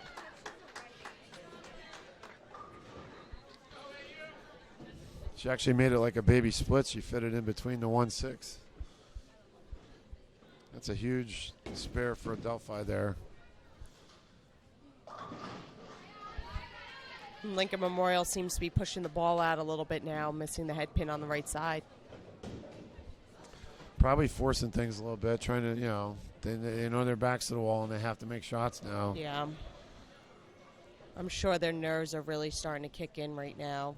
Yep. More than we saw in the first match. Definitely. Adelphi has a lot more experienced players, and that makes a big difference. A little extra carry for Adelphi, leaving an 8 count. Shifts to 2-8. Not the easiest of spares, but makeable. Lincoln converts theirs. So Adelphi would be up 8 pins if she makes the spare.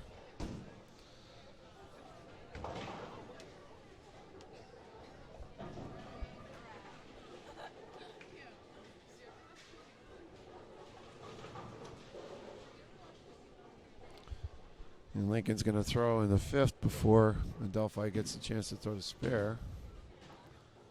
And again, too far out. They're just getting the ball out too far. They need to make a quick adjustment here. It makes you wonder if Adelphi made a small adjustment and they're starting to push oil out into Lincoln Memorial's path, which is not allowing the ball to come back the way it was in the beginning. Probably right. Adelphi with the miss there, though. It's actually even in the 4th frame at 61 apiece. But Lincoln left a split. She needs to get some of them, and she didn't get any. That hurts.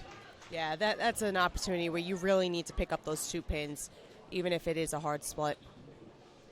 So now you got Rebecca Gotterbarn here with a chance to put Adelphi up by 13 with a strike. And she's been really solid and reliable all day long, so, I wouldn't be surprised to see a strike right here from her. Me either.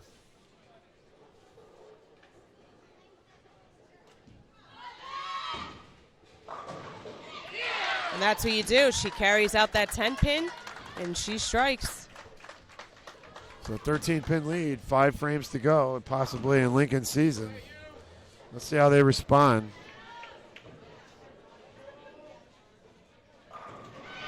And they come back with a strike right here. So this is really where they need to, each one on the team needs to throw a really good shot and strike right here.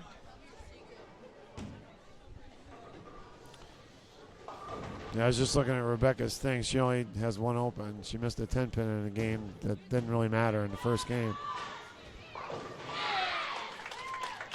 Adelphi comes back with a big double.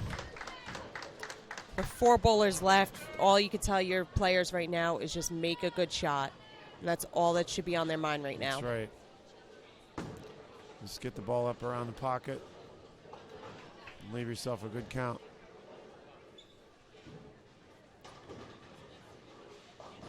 And Lincoln's just leaving too many balls out to the right. You're not going to strike if you don't hit the head pin. No, not at all.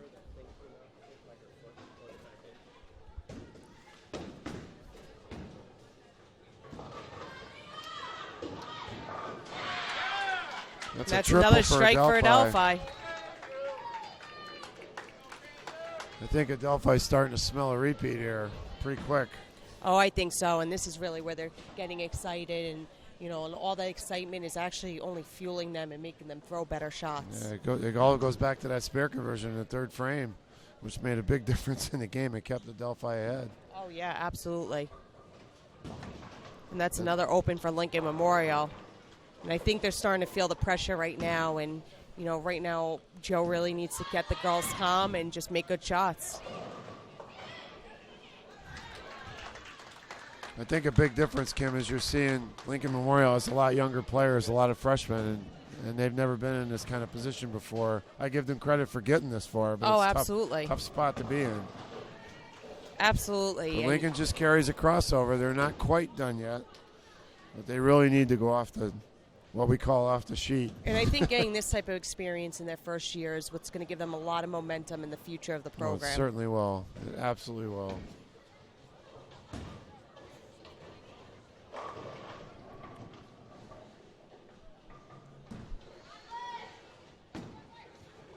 And Delphi converts the spare. And Delphi really has a 44-pin lead with basically 2 frames left. With those last 2 frames, all they need to do is stay clean, get good count, and I think they'll be, Lincoln really holding up needs the to trophy strike out to have any chance. They have that strike right there. They still have some hope. They're going to need help, though.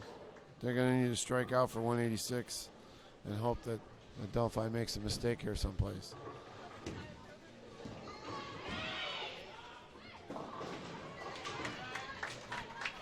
Delphi comes in a little bit high. Yep. Leaves at 3-6-10. Let's see if Lincoln Anchor can get a strike. Oh, no. Through the face. Through the face and leaves a 4-6. I believe it's the 4-6-7. Yes, you're right.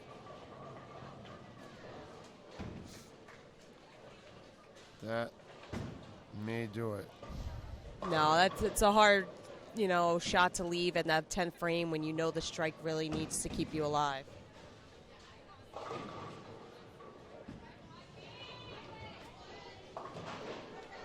And even though Delphi has the open in the 9th. All right, but with 1 bowler left for Delphi, she just needs to make a good shot. Yep. So Lincoln finishes the game with 151. And Adelphi has won their 2nd straight East Coast Conference Championship.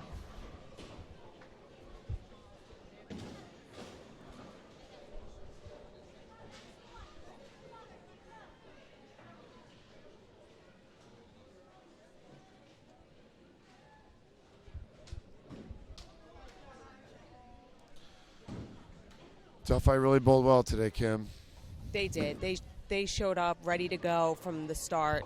And, I think they knew from the beginning, as long as they made good shots and they stayed focused, that they were able to win this right in the first time. It's kind of fitting that Rebecca is going to get to finish this, ECC Player of the Year, and as good a year as she's had, and as good a player as she is. That's a nice thing for her to get to finish this with her teammates.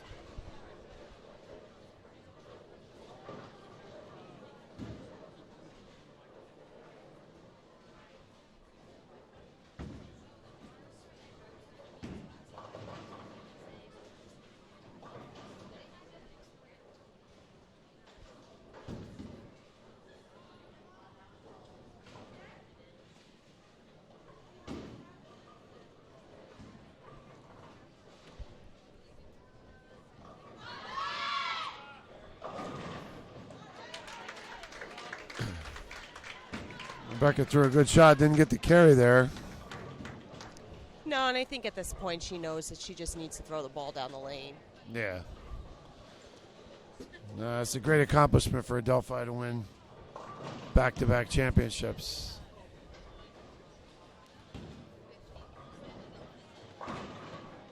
And as we know going forward with the NCAA, with the possibility of automatic qualifiers coming, the conference championship has all of a sudden a new meaning with the chance to go to absolutely. NCAA nationals in the future. It could be as early as next year that the winner of this tournament will move on to the national championship. Even though she missed the spare, Delphi wins 185 to 151 and wins the championship for the 2nd straight year, beating Lincoln Memorial in the final 4-1 with a great performance by the Adelphi Panthers. Coach of the Year, Dennis Kearney. A shout out to Lincoln Memorial, first year program to get this far to a conference final. Joe Slawinski's done a great job with his girls and his young team, and that'll only bode well for them going forward. Absolutely.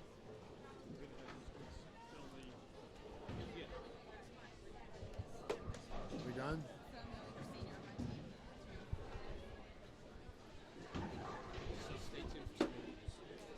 Just stay tuned now for some interviews from our ECC Conference Championships.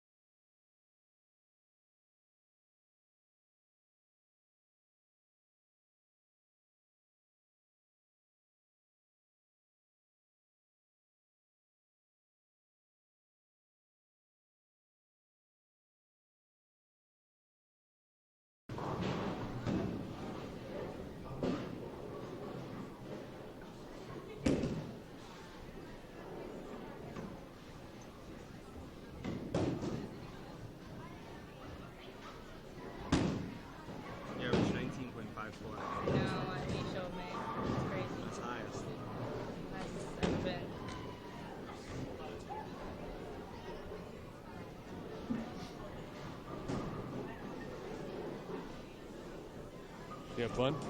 Yeah. Love it. Good. That's what I like to hear.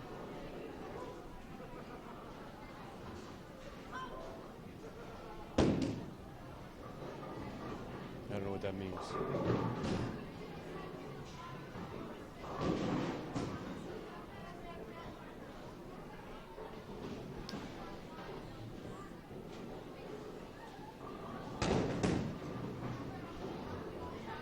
Sorry. It's okay. Sorry, I'm getting my thoughts together. It's good. Okay, good. Sorry, I'm not understanding. Yeah, wing it. I always wing it. Coach always wings it.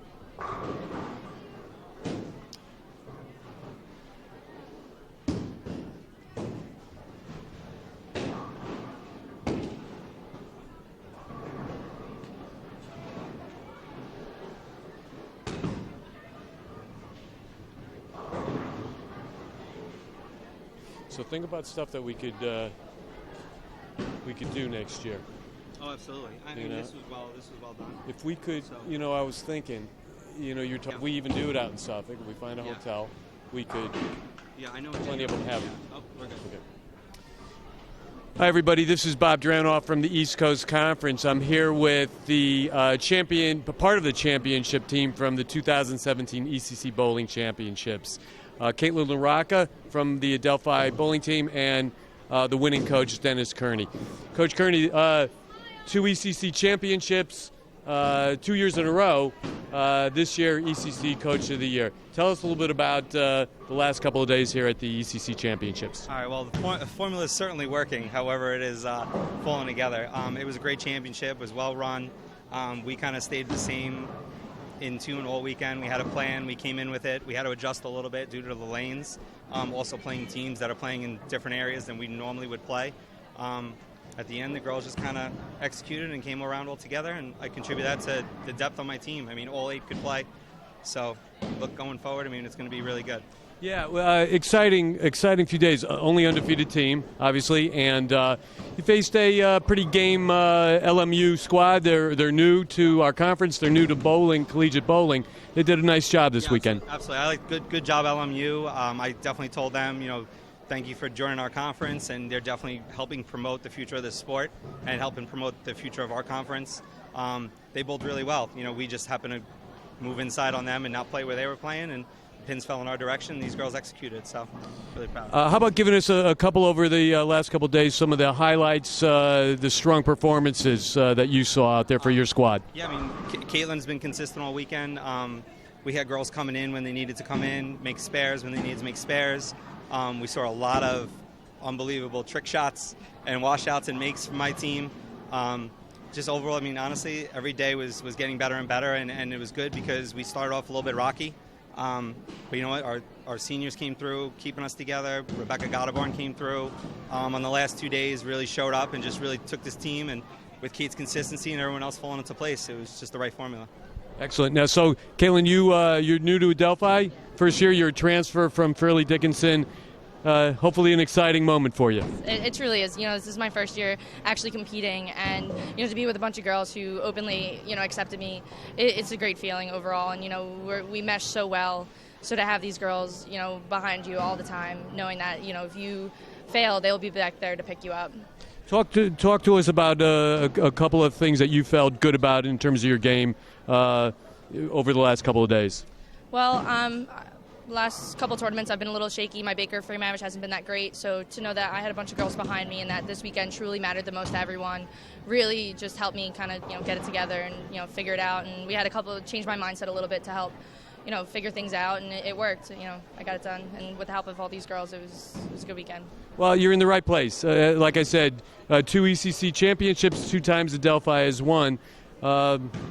Perhaps the start of a legacy there for Coach Kearney and the squad. We're real proud to have the opportunity to have collegiate bowling at the East Coast Conference, and we're real happy that Adelphi is part of that. Thank you very much, and congratulations. Thank you. Good job. You're good. Hopefully, I should have said cut.